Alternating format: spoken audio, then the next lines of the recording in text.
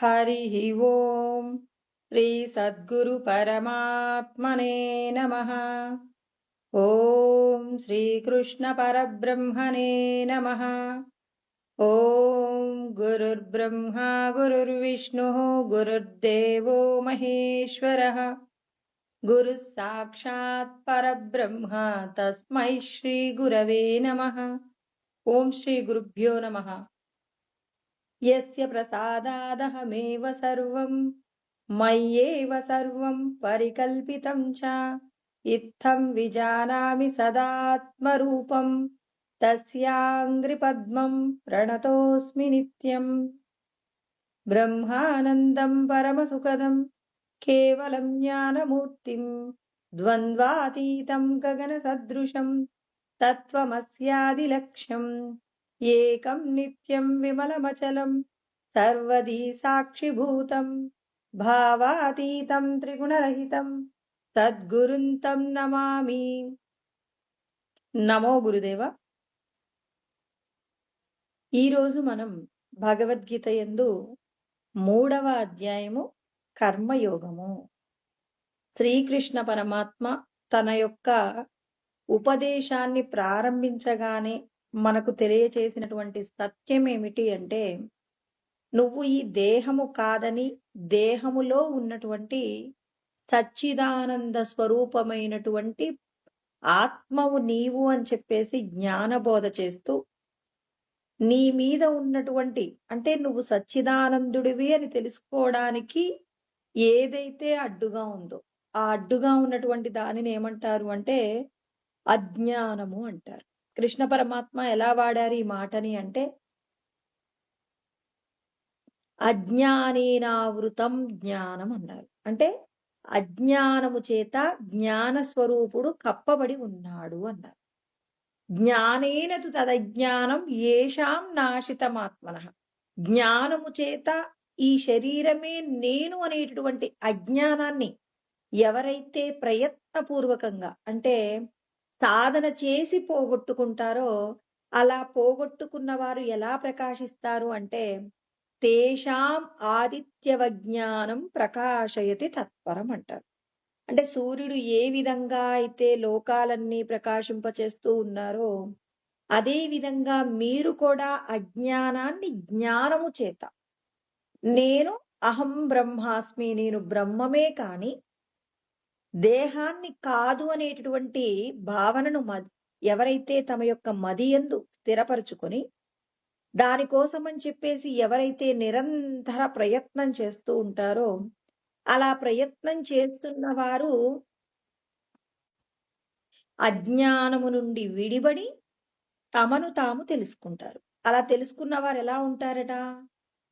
సూర్యుడి యొక్క ప్రకాశము మనం అప్పటి వరకు చీకట్లో, మనం రాత్రి పడుకున్నప్పటి నుంచి పొద్దున సూర్యోదయం అయ్యేంత వరకు కూడా లోకాలన్నీ కూడా ఎలా ఉంటాయి? చీకటిగా ఉంటాయి.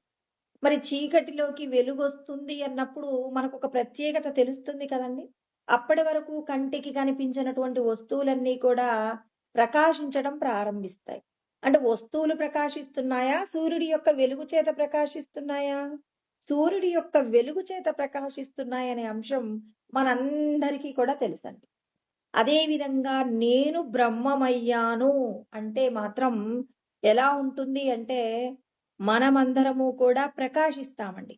అంటే మనము అక్కడ నిల్చున్నంత మాత్రము చేతనే అక్కడ ఉన్నటువంటి లోకాలన్నీ, అంటే అక్కడ ఉన్నటువంటి వాళ్ళందరూ కూడా ఏమవుతారు? తమకున్నటువంటి పాపము చెయ్యాలనేటటువంటి దోషాలన్నీ పోగొట్టుకుంటారట. అంటే అందుకేనండి సత్పురుషులున్న ప్రదేశానికి వెళ్ళండి వెళ్ళండి అని పెద్దలు చెప్తూ ఉంటారు. ఎందుకు చెప్తుంటారు? ఆ సత్పురుషులు ఉన్నటువంటి ప్రదేశం లోపటికి ప్రవేశించినంత మాత్రము చేతనే మన యందు దోషముతో కూడినటువంటి కర్మలు ఏవైతే ఉంటాయో వాటిని చెయ్యకుండా, మనం పాపము చేసుకోకుండా, ఆ సత్పురుషుల యొక్క ఏదైతే అనుగ్రహ శక్తి ఉంటుందో ఆ శక్తి మనల్ని ఏం చేస్తుంది? సత్పురుషులుగా మార్చటానికి కావలసినటువంటి ప్రయత్నానికి ఊతం కలుగుతుందండి. అందుకే సత్పురుషుల యొక్క స్థానమును దర్శనం చెయ్యండి చెయ్యండి అంటారు. అంటే బ్రహ్మమైనటువంటి వారి యొక్క శక్తి ఎలా ఉంటుంది? నీవు చేసినటువంటి పాపపు కర్మలన్నింటినీ కూడా ధ్వంసము చేస్తుంది. అంటే సత్పురుషులు ఎలా ఉంటారు? పరమాత్మ చెప్తూ ఉన్నారండి. మనమందరం కూడా అర్థం చేసుకోవలసి ఉంటుంది. భగవంతుడి యొక్క చైతన్యాన్ని పొందినటువంటి చోట ఏ విధమైనటువంటి కల్మషాలుండవండి. ఒకరి మీద ఒకరు నింద చేయడం, అవతలి వారి యొక్క స్థితి ఏదైతే ఉంటుందో, అవతలి వారి యొక్క ఎదుగుదలను అణిచివేయాలనేటటువంటి శక్తి, అలాంటి ఆలోచనలేవీ లేకుండా శుద్ధ బ్రహ్మం. సూర్యుడి యొక్క వెలుగు ఎలా అయితే లోకాలన్నీ ప్రకాశింపచేస్తూ ఉంటుందో, అదే విధంగా సత్పురుషుడు ఉన్నంత మాత్రము చేతనే మన మనస్సులో ఉన్న ఆందోళనంతా తొలగిపోతుందండి. అంటే మనం అక్కడ కూర్చున్నంత ఆ సత్పురుషుడి యొక్క ఇంకా కలవలేదండి, మనం సత్పురుషుడి దగ్గరికి వెళ్ళలేదు. సత్పురుషుడు ఉన్నారు ఎక్కడో, ఆయన అంతఃపురంలో ఉన్నారు, ఆయన శయన మందిరంలో ఉన్నారండి. ఆ మందిరంలో ఉన్నాం, ఆయన ఉన్నటువంటి ఆ ఇంటి ముందు గేటు దగ్గర నిలబడినంత మాత్రము చేతనే ఆ వైబ్రేషన్స్ ఎలా ఉంటాయి? సూర్యుడు మనకి దగ్గరగా మనం రోజు పట్టుకొని చూస్తామా? సూర్యుడు ఎక్కడో కొన్ని లక్షల కోట్ల కిలోమీటర్ల దూరంలో మనకు ఆయన దూరంగా ఉంటే, ఆయన యొక్క శక్తి బయటికి వస్తున్నంత మాత్రం చేతనే లోకాలన్నీ ప్రకాశించినట్టుగా, మన లోపట ఉన్నటువంటి ఏదైతే అజ్ఞానము పోతుందో, అజ్ఞానము పోయినటువంటి బ్రహ్మమైనటువంటి వ్యక్తుల యొక్క శక్తి కూడా మనము ఆ ప్రదేశము దగ్గరికి వెళ్తున్నంత మాత్రము చేతనే ఏమవుతుంది? మన మనస్సులన్నీ కూడా ప్రశాంతతను పొందుతాయి. చిత్తముల యందు ఏ విధమైనటువంటి కోరికలు లేకుండా పోతాయి. తర్వాత దేని యందు కూడా వ్యామోహం ఉండదు. భగవంతుడు తప్ప ఈ లోకంలో ఏదీ లేదు అని చెప్పేసి అంతటా ఉన్నటువంటి బ్రహ్మమును దర్శించగలిగినటువంటి ఆ స్థితి మనకి కలుగుతుందండి. ఈ ఈ శ్లోకం ఎక్కడ చెప్పారనుకుంటున్నారా? 5వ అధ్యాయంలో మనకి 16వ శ్లోకంలో కృష్ణ పరమాత్మ చెప్పారు. అంటే బ్రహ్మమైన వారి యొక్క స్థితి ఎలా ఉంటుందో అర్థం చేసుకోండి అంటున్నారు. వారి యందు ఏ విధమైనటువంటి అలజడి ఉండదు, ఆందోళన ఉండదు. సూర్యుడి యొక్క ప్రకాశానికి వంక చెప్పగలుగుతామా? వాళ్ళ యొక్క శక్తిని ఎవరైనా తక్కువ చేసి మాట్లాడగలుగుతారా? అందుకే అంటారు పెద్దలు ఒక మాట, సూర్యుడి యొక్క ముఖం మీద మన్ను పోస్తే, సూర్యుడి ముఖం మీద నీళ్లు పోస్తే అవి ఎక్కడ పడతాయి? మన మీదనే పడతాయి. అదే విధంగా బ్రహ్మమును తెలుసుకొని బ్రహ్మానందాన్ని పొందుతున్న వారు కూడా శుద్ధ స్ఫటికములాగా ప్రకాశిస్తూ ఉంటారండి. అంతటి తేజస్సు కలిగినటువంటి వారు బ్రహ్మమును పొందినటువంటి వారు. చిన్న చిన్న విషయాలకే ఆందోళన పడేటటువంటి వారు బ్రహ్మముగా ప్రకాశిస్తారని ఎవ్వరు కూడా భ్రమ చెందకూడదండి. గురు స్వరూపాలన్నింటిలో కూడా సద్గురు స్వరూపం ఏదో తెలుసుకోండి. వారి చెంత నిలబడినంత మాత్రము చేతనే మనకు రాబోయే ప్రమాదం తప్పిపోతుందండి. ఎలా తప్పిపోతుందంటే, ఒక గురువుగారి దగ్గర ఒక శిష్యుడు చాలా రోజుల నుంచి ఉపచారాలు చేస్తూ ఉన్నారట. ఇక ఉపచారాలు చేశారు, కానీ ఏ రోజు గురువు గారు మాత్రం ఒక చిన్న మంత్రం కూడా ఉపదేశం చేయలేదట. ఇప్పుడు ఆ శిష్యుడికి కోపం వచ్చింది. ఏంటి, గురువు గారి దగ్గర నేను ఎన్ని రోజులు సేవ చేస్తున్నాను, మరి గురువు గారికి మాత్రం నా మీద ఏ మాత్రం కరుణ కలగట్లేదు. ఆయన ఏం చేస్తున్నారు? నాకేనాడు కూడా మంత్ర ఉపదేశం చేయలేదు అని చెప్పేసి, ఇక అతనికి కోపం వచ్చి, గురువు గారు నేను రేపు పొద్దున్నే వెళ్ళిపోవాలనుకుంటున్నానండి, నేను ఇక ఉండనండి మీ దగ్గర అన్నారు. ఏ నాయన అంటే, ఏం లేదండి నేను వెళ్ళిపోతాను, మీరు ఎన్ని రోజులున్నా నాకేం ఉపదేశం చేయలేదు, నేను వెళ్ళిపోతానని చెప్పేసి గురువు గారి దగ్గర తన మనసులో ఉన్న విషయాన్ని తేట తెల్లం చేశారండి.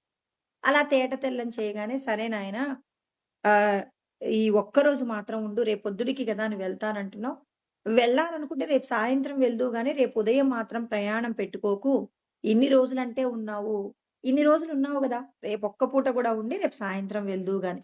లేదండి నేను వెళ్ళిపోతాను. లేదులే, ఇన్ని రోజులు నాకు సేవ చేసినందుకు నీకు ఎటువంటి ఫలితం వస్తుందో నీకు కూడా తెలియాలి కదా, ఆ నువ్వు ఇక్కడే ఉండు అన్నారట. సరే అని చెప్పేసి, మరి గురువు గారు కదండి, సరే అని చెప్పేసి అక్కడ ఉండిపోయాడట. మరి ఎట్టి పరిస్థితుల్లో రేపు ఉదయం మాత్రం నేనున్న ప్రదేశం నుంచి పక్కకు వెళ్ళకు అన్నారట. వెళ్ళకు అంటే సరే అని చెప్పేసి గురువుగారు చెప్పినటువంటి మాట మీదనే అతను అంగీకరించి అలా ఉన్నారట. అతనికి మృత్యువు రాబోతుందట. అంటే యమధర్మరాజు పాశమును విసరబోతూ ఉన్నారు. ఆ పాశము గురువుగారున్నటువంటి ప్రదేశంలోకి రాకుండా వెళ్ళిపోతూ, ఈ విషయాన్ని శిష్యుడు గూడా గమనిస్తున్నారు. తనని ఎవరో తరుముతున్నారని, ఆ తరిమేటటువంటి వస్తువు తన దగ్గరికి రాలేకపోతుందనే విషయాన్ని కూడా గ్రహిస్తాడు శిష్యుడు. అర్థమవుతుంది. అప్పుడు గురువుగారి దగ్గరికి వెళ్లి అడిగాడనమాట. గురువుగారు నాకేదో ప్రమాదం జరగబోతుంది. నన్నెవరో వెంబడిస్తున్నారనే విషయం నాకు అర్థమవుతుంది. అదేంటో చెప్పండంటే, నాయనా నీకు మృత్యు గడియలు వచ్చాయి నాయనా. ఆ మృత్యు గడియల నుండి రక్షించగలిగినటువంటి ఆహ్, ఏదైనా ఒక గొప్ప ప్రదేశం ఉంటుందా అంటే అది సద్గురువు యొక్క స్థానమే కాబట్టి, ఇక్కడ నువ్వు ఉంటావు కాబట్టి ఈ క్షణంలో గనక నువ్వు ఈ బయటికి వెళ్ళకుండా మృత్యువుకి గనక దొరకకుంటే ఇంకా కొద్ది రోజుల పాటు నువ్వు సాధన చేసుకోవడానికి నీకు ఇంకా భగవంతుడు ఆయు ప్రమాణాన్ని ప్రసాదిస్తారు. అందుకే నీకు ఇన్ని రోజులు కూడా మంత్రోపదేశం చేసి నిన్ను బయటికి పంపించలేదు.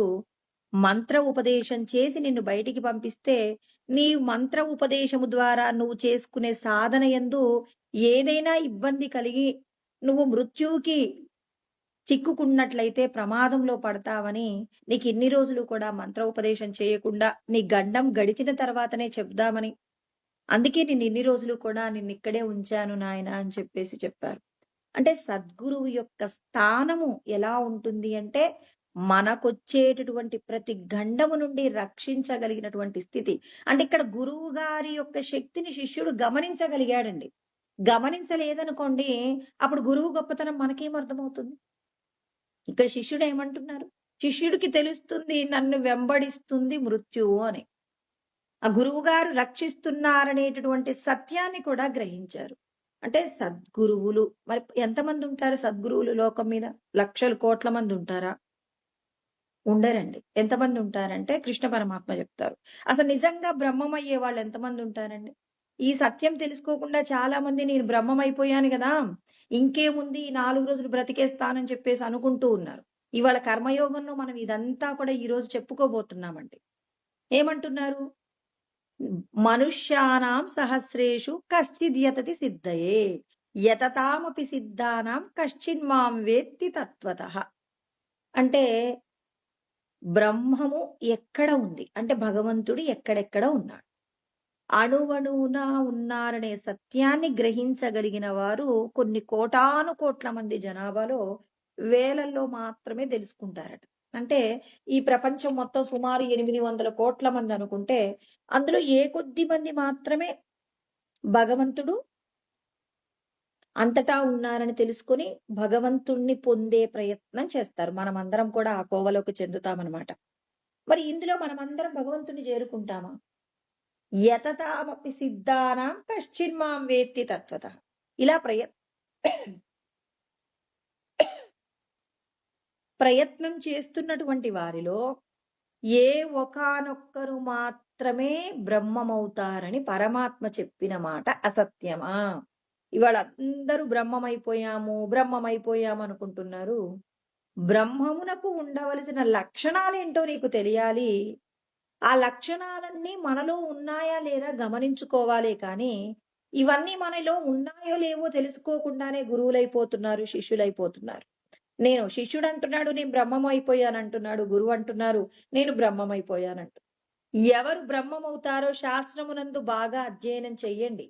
తెలియకపోతే పెద్దల ద్వారా తెలుసుకోండి. బ్రహ్మమైనటువంటి వాళ్ళున్నారు. రమణ మహర్షి, రామకృష్ణ పరమహంస, పరమాచార్యులు ఇలాంటి వాళ్ళందరూ నీ మనసులో ఏముందో చెప్పారండి.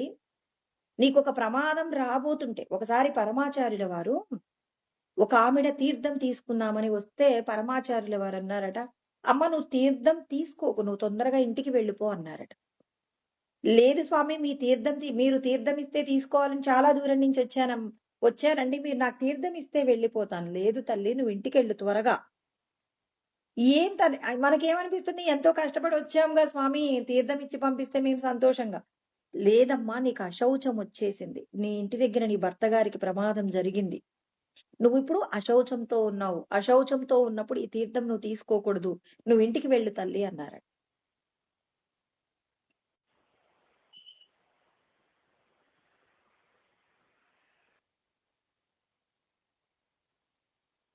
ఆ మాట తెలుసుకుని వెంటనే ఇంటికి వెళ్ళిపోయేసరికి భర్తకు ప్రమాదం జరిగి మరణించి ఉన్నారట. అంటే బ్రహ్మమైపోయినటువంటి వారికి ఏం తెలుస్తుంది? గతం, తర్వాత భవిష్యత్తు, వర్తమానం కూడా తెలుస్తుంది. మరి బ్రహ్మమైపోయిన వారి యొక్క శక్తి మనం పెద్దల ద్వారా తెలుసుకున్నప్పుడే కదండి బ్రహ్మం అంటే ఇలా ఉంటారనేది. ఏదో కొద్దిపాటి జ్ఞానము కలిగినంత మాత్రము చేతనే అది బ్రహ్మమైపోయారు అని అంటే అది సత్యం కాదు. నువ్వు మాట్లాడినా మాట్లాడకపోయినా, నువ్వు చెప్పినా చెప్పకపోయినా నీ యొక్క కీర్తి దిగంతముల వరకు కూడా విస్తరిస్తుంది. రమణ మహర్షి చెప్పుకున్నారా? నేను బ్రహ్మమైపోయానండి, నా దగ్గరికి అందరూ రండి, నేను జ్ఞానోపదేశం చేస్తానన్నారా? చెప్పలేదు. రమణ మహర్షి అక్కడ ఉన్నారని, ఆయన యొక్క శక్తి చేత చుట్టూ ఉన్నవారు పొందే శాంతిని బట్టి అక్కడికి ఇవాళ యావత్ ప్రపంచమంతా కూడా ఎవరైతే భగవంతుణ్ణి పొందాలనుకుంటున్నారో వాళ్ళందరూ కూడా ఏమవుతున్నారు? రమణుల దగ్గరికి వెళ్ళాలి. The person you are speaking with has put you. రమణుల దగ్గర నుంచి మరి తాము కూడా ఎంతో కొంత అజ్ఞానం నుంచి బయటపడేటటువంటి ప్రయత్నం చెయ్యాలని అందరూ కూడా పరిగెడుతున్నారు. ఇలా ఒక్కొక్క చోట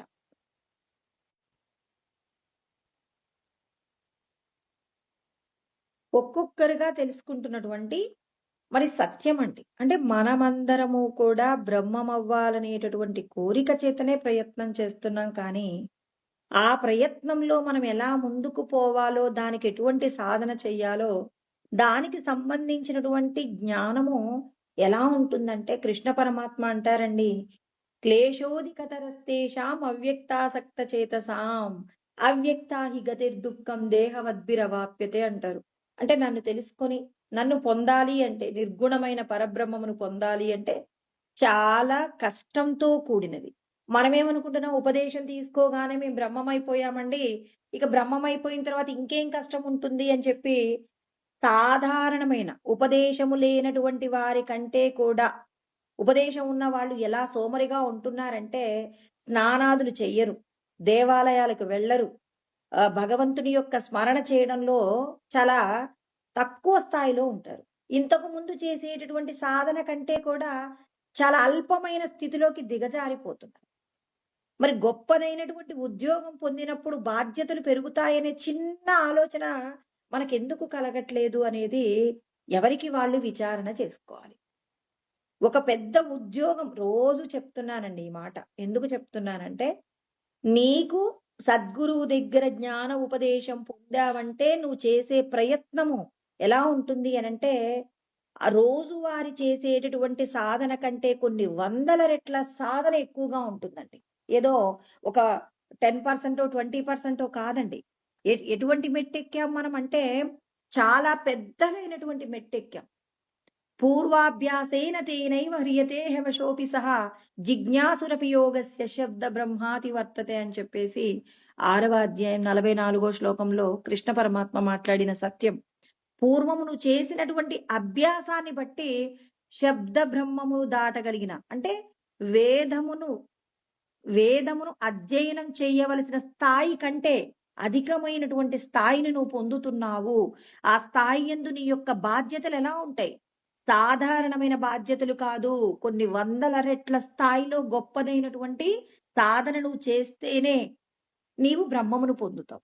ఇటువంటిది కాకుండా ఏం చేస్తున్నావు? ఇంతకు ముందు పొద్దునే లేచి స్నానం చేసి దీపం పెట్టేవాళ్ళు ఇవాళ ఏం చేస్తున్నారు? స్నానం చేయటానికి కూడా ఇష్టపడటం లేదు, దీపాలు పెట్టడంలో కూడా వీళ్ళు వెనకబడుతూ ఉన్నారు. ఈ మాట చెప్పడానికి నాకేం ఇబ్బంది లేదండి. ఎందుకు అంటే మరి ఎందుకు ఇలా ప్రవర్తిస్తున్నారంటే మేము ఒక గొప్ప మెట్టెక్కాం, జీతం ఎక్కువగా వస్తుంది అని అంటే పని కూడా పెరుగుతుందండి. పరమాత్మతో ఐక్యం కావడానికి కావలసిన స్థితి నీకు కలిగింది అంటే నీకు బాధ్యతలు పెరిగాయి.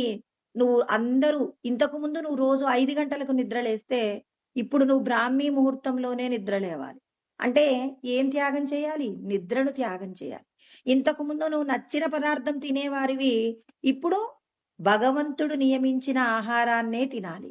నీకు రుచికరమైన పదార్థం దొరికితే ఎలా తింటాం? కొద్దిగా ఒక ముద్ద ఎక్కువగా తింటాం. భగవంతుడి యొక్క సాధన చేసేటటువంటి వారు రుచికరమైన పదార్థమైన భగవంతుడు తినమనినటువంటి మితంగా ఆహారం తీసుకోవాలి. ఆ మితానికి సంబంధించినటువంటి పద్ధతి పాటించాలి. నీ యొక్క ప్రవర్తన ఇంతకుముందు నీ కోపమొస్తే ఎవరినైనా తిట్టొచ్చు. ఇప్పుడు జ్ఞాన ఉపదేశం పొందిన తర్వాత కోపమొచ్చినా ఓర్చుకోగలిగిన శక్తిని పెంచుకోవాలి. ఎన్ని నియమాలున్నాయో చూడండి. ఈ నియమాలన్నీ గురుభక్తుడికి వర్తిస్తాయని ప్రతి ఒక్కరూ గుర్తుంచుకోవాలి. ఈ నియమాలన్నీ కూడా మనం పాటిస్తూ ఉండాలి. ఇంతకుముందు మనకు నచ్చిన సమయంలో స్నానం, ఇప్పుడు బ్రాహ్మీ ముహూర్తంలోనే స్నానం చేయాలి. యోగులు పొందేటటువంటి బ్రహ్మమును మనం పొందాలనుకుంటున్నాం సంసారులుగా ఉండి.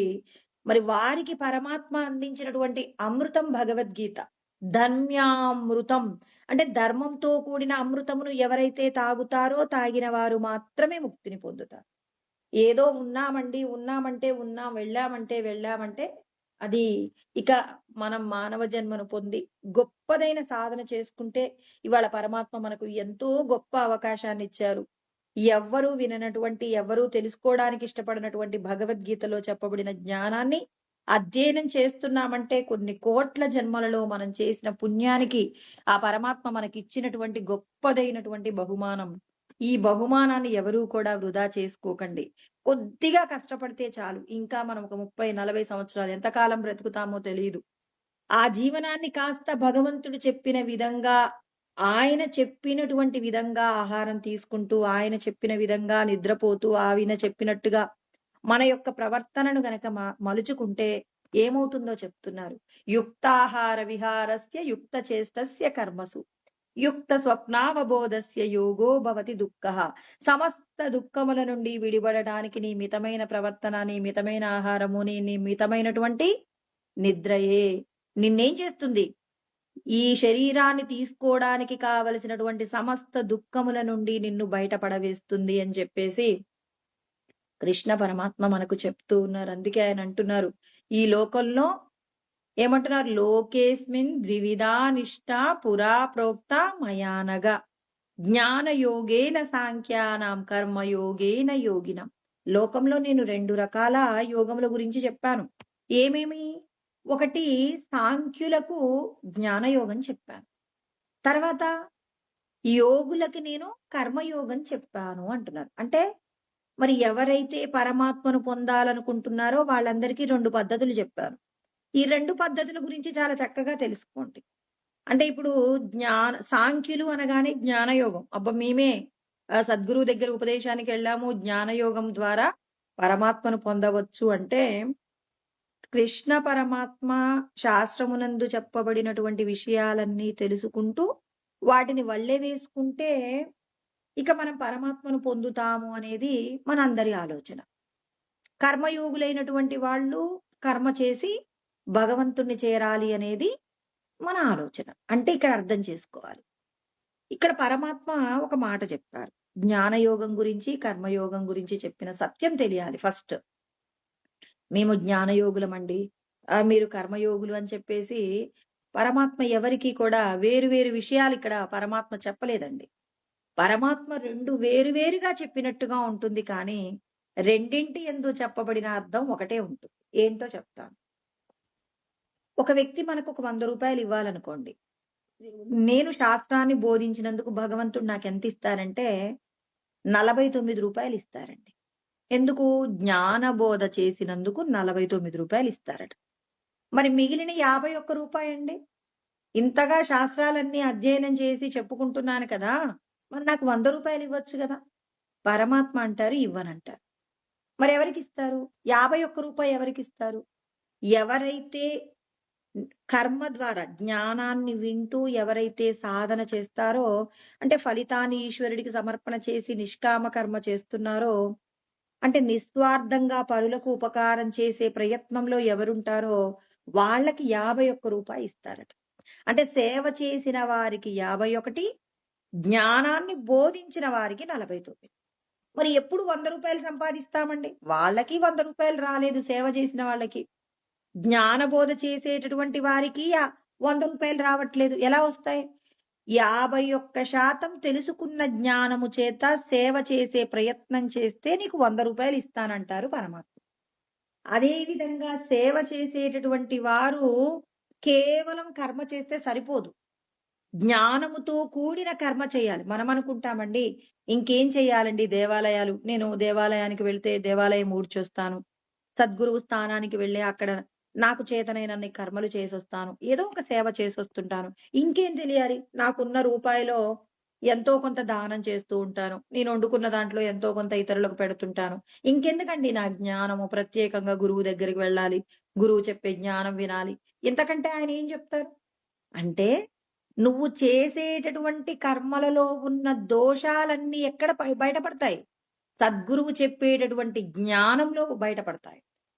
ఇక్కడ మనకు చెప్పబడినటువంటి విషయాలు ఏంటంటే, గురువు శాస్త్రమునందు చెప్పబడినటువంటి సత్యాలు ఏవైతే ఉంటాయో, ఆ సత్యాలన్నీ కూడా మనం తెలుసుకున్నప్పుడు, మనం చేసేటటువంటి కర్మల యందు ఉన్నటువంటి దోషములన్నింటినీ కూడా గుర్తించగలుగుతామండి. గుర్తించి ఇప్పుడు మనం ఏం చేస్తాం? ఇప్పుడు మన ఇంటికి ఎవరైనా ఒక 4 సంవత్సరాల పిల్లవాడొచ్చాడండి. వస్తే ఏమవుతుంది? ఆ పిల్లవాడు మన ఇంట్లో మన పిల్లలు ఆడుకునే వస్తువులలో ఏదో ఒక వస్తువు తీసుకొని ఆడుకుంటూ ఉన్నాడు. మనం కూడా పర్వాలేదులే ఆడుకోమని చెప్పేసి ఇచ్చేసాం. ఇప్పుడు ఇంటికెళ్ళేటప్పుడు వాడు బాగా మారం చేస్తున్నాడు. ఆ బొమ్మ ఇవ్వకపోతే నేనెళ్ళనంటున్నాడు. వాళ్ళు పాపం మనం బొమ్మ ఏమన్నా అనుకుంటామేమోనని చెప్పేసి ఆ బొమ్మ బలవంతంగా వాడి చేతిలోంచి తీసేసి మన చేతిలో పెట్టేస్తే మనమేమంటాం మొహమాటానికి? పర్వాలేదండి, మా ఇంట్లో ఇలాంటి బొమ్మలు చాలా ఉన్నాయి. వాడు ఆడుకుంటున్నాడు కదా! తీసుకెళ్ళండి అన్నాం. ఇప్పుడు సరే అని చెప్పేసి ఆ పిల్లవాడు ఏడుపు మానిపిచ్చే ప్రయత్నంలో ఆ బొమ్మ ఇచ్చి పంపించాం. ఇప్పుడు ఇప్పుడు ఉన్నది ఇక పరిస్థితి. ఇప్పుడు ఆ పిల్లవాడు వెళ్ళిపోయిన తర్వాత మనం ఇంట్లో ప్రారంభిస్తాం. మన ఇంట్లో ఉన్న పిల్లలకి చెప్తాం. ఈ బొమ్మ ఎక్కడి నుంచి తెచ్చావురా? మనం పోయినసారి తిరుపతి పోయినప్పుడు బొమ్మ కొనిచ్చాను. ఈ బొమ్మ అందంగా ఉందనే కదా మనం కొనుక్కున్నాం. మన ఇంటికి ఎవరైనా పిల్లలొచ్చేటప్పుడు ఆ బొమ్మ దాచిపెట్టుకోవాలనేటటువంటి జాగ్రత్త మీకుండదా? ఇప్పుడు చూడు ఆ పిల్లవాడు వచ్చినప్పటి నుంచి ఆ బొమ్మతో ఆడుకున్నాడు. వాడికి వెళ్ళేటప్పుడు ఆ బొమ్మని విడిచిపెట్టడం ఇష్టం లేదు. మొహమాటానికి ఇచ్చేయమన్నామని చెప్పేసి బాధపడుతూ ఉంటారు ఇంట్లో వాళ్ళు, వీళ్ళు కలిసి మనం ఏం చేస్తూ ఉంటాం? కాస్త ఇబ్బంది పడుతూ ఉంటాం. భగవంతుడు ఏమంటున్నారో తెలుస్తుందండి. శాస్త్రం తెలిసినప్పుడు ఏమవుతుంది? ఎత్తు ప్రత్యుపకారార్థం ఫలముద్దిశ్య వా పునః దీయతే చ పరిక్లిష్టం తద్దానం రాజసం స్మృతం. అంటే పెద్దలు ఒక మాట అంటారు. సొమ్ము పోతుంది, శని పడుతుంది అంటారు కదా! ఇప్పుడు వస్తువు వెళ్ళిపోయిందండి. వెళ్ళిపోయిన తర్వాత మీరు పడినటువంటి ఇబ్బంది ఏదైతే ఉందో, దీయతేచ పరిక్లిష్టం. మనసు కష్టంగా అనిపించి ఆ బొమ్మిచ్చాం. తప్పదు. మా పిల్లవాడికి గూడా ఇష్టమే. కానీ, ఆ పిల్లవాడు వాళ్ళ కుటుంబం పట్ల మనకున్నటువంటి ఎక్కడ మన మధ్య ఉన్నటువంటి సంబంధాలెక్కడ ఏదైనా ఇబ్బందవుతుందేమో అని చెప్పేసి ఆ వస్తువునిచ్చేసాం. ఇచ్చిన తర్వాత బాధపడతామా లేదా? దానం చేస్తాం ఎవరికైనా. అయ్యో! నేను రూ. 1000 ఇద్దామనుకున్నాను. 5000 ఇవ్వవలసొచ్చిందని బాధపడతాం. ఇచ్చిన తర్వాత బాధపడతాం. ఇలా శాస్త్రం తెలిసినప్పుడు ఏమవుతుంది? ఎంత చేతనవుతుందో మొహమాటం లేకుండా అది ఇవ్వటం. ఇప్పుడు ఆ పిల్లవాడు వెళ్ళిపోయిన తర్వాత కూడా మరి మనం బాధపడకుండా ఉండాలంటే నిజంగా మనస్ఫూర్తిగా ఇవ్వగలిగితేనేమో బొమ్మివ్వాలి. లేకపోతే మా పిల్లవాడు మీరున్నంత సేపు ఏడవడు కానండి. ఈ బొమ్మ లేకపోతే వాడు మీరింట్లో నుంచి బయటికెళ్ళగానే ఏడుస్తాడండి. ఏమనుకోకండి అని చెప్పి ఇవ్వకండి. ఇవ్వకపోవడం వల్ల నీ బొమ్మ నీ దగ్గరుంటుంది. ఆ పిల్లవాడు ఏడ్చినా వాళ్ళ తల్లిదండ్రులకు తెలుసు. ఆ పిల్లవాడు మొండిగా ఉంటే వాడికి ఏమిస్తే వాడు ఆ ఏడుపు మాన్తాడో వాళ్ళ తల్లిదండ్రులకు తెలుసు కాబట్టి, వాళ్ళు కూడా ఆ పిల్లవాడిని ఏం చేస్తారు? ఊరడించే ప్రయత్నం వాళ్ళ కర్మ వాళ్ళు చేసుకుంటారు. మనం ఇచ్చిన తర్వాత బాధపడటం కంటే కూడా ఇవ్వకుండా మన ఇంట్లో మన వస్తువు మన దగ్గరుండి మనం సంతోషంగా ఉండటం వల్ల చాలా ప్రమాదం తప్పుతుంది. ఇప్పుడు ఇచ్చి బాధపడటం వల్ల భగవంతుడు అంటున్నారు, ఇవ్వటం వల్ల వస్తువు పోయింది, బాధపడటం వల్ల ఇచ్చిన ఫలితం కూడా పోయింది. ఇలా శాస్త్రం తెలిసినప్పుడు మనం ఏం చేస్తాం? మన కర్మలో ఉన్న దోషాలను సరిదిద్దుకోగలుగుతాం. ఇది జ్ఞానం ఉన్నవాళ్ళు, సేవ చేసేవాళ్ళు ఇరువురు కూడా ఏం చేయాలి? వీళ్ళు సేవ చేయాలి జ్ఞానం చెప్తూ, వాళ్ళు సేవ చేస్తున్న వాళ్ళు జ్ఞానం తెలుసుకొని ఇద్దరు కూడా సమ ఉజ్జీలో ఉన్నప్పుడు మాత్రమే భగవంతుడిని పొందగలుగుతాం. ఇందుకోసం శాస్త్రం తెలియాలి. అందుకే ఇక్కడ ఆయన ఏమంటున్నారు? ఇక్కడ మనం చెప్పబోయేటటువంటి విషయం ఏంటి? అంటే ఇక్కడ జ్ఞానం మాత్రమే గొప్పది అంటున్నారా కృష్ణ పరమాత్మ? లేదు కర్మ మాత్రమే గొప్పది అంటున్నారా? లోకంలో 2 విధాలుగా ఉంటుంది అని చెప్పారు. ఈ 2 విధాల గురించి మళ్ళీ కృష్ణ పరమాత్మ ఏం మాట్లాడుతున్నారో విందాం. న కర్మణామనారంభాత్ నైష్కర్మ్యం పురుషోస్నుతే నచ సన్యసనాదేవ సిద్ధిం సమధిగచ్చతి. చక్కగా చెప్పారండి. నా కర్మణ మనారంభాత్. కర్మయోగులు ఏం చేయకూడదట?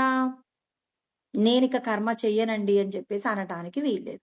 నేనిక ఈ పని చెయ్యనండి అని చెప్పేసి అనటానికి వీల్లేదు.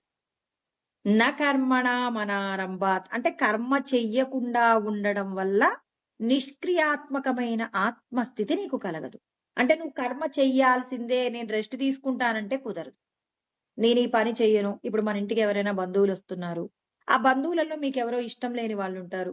ఇష్టం లేని వాళ్ళొస్తున్నారు అనంటే, అయ్యో!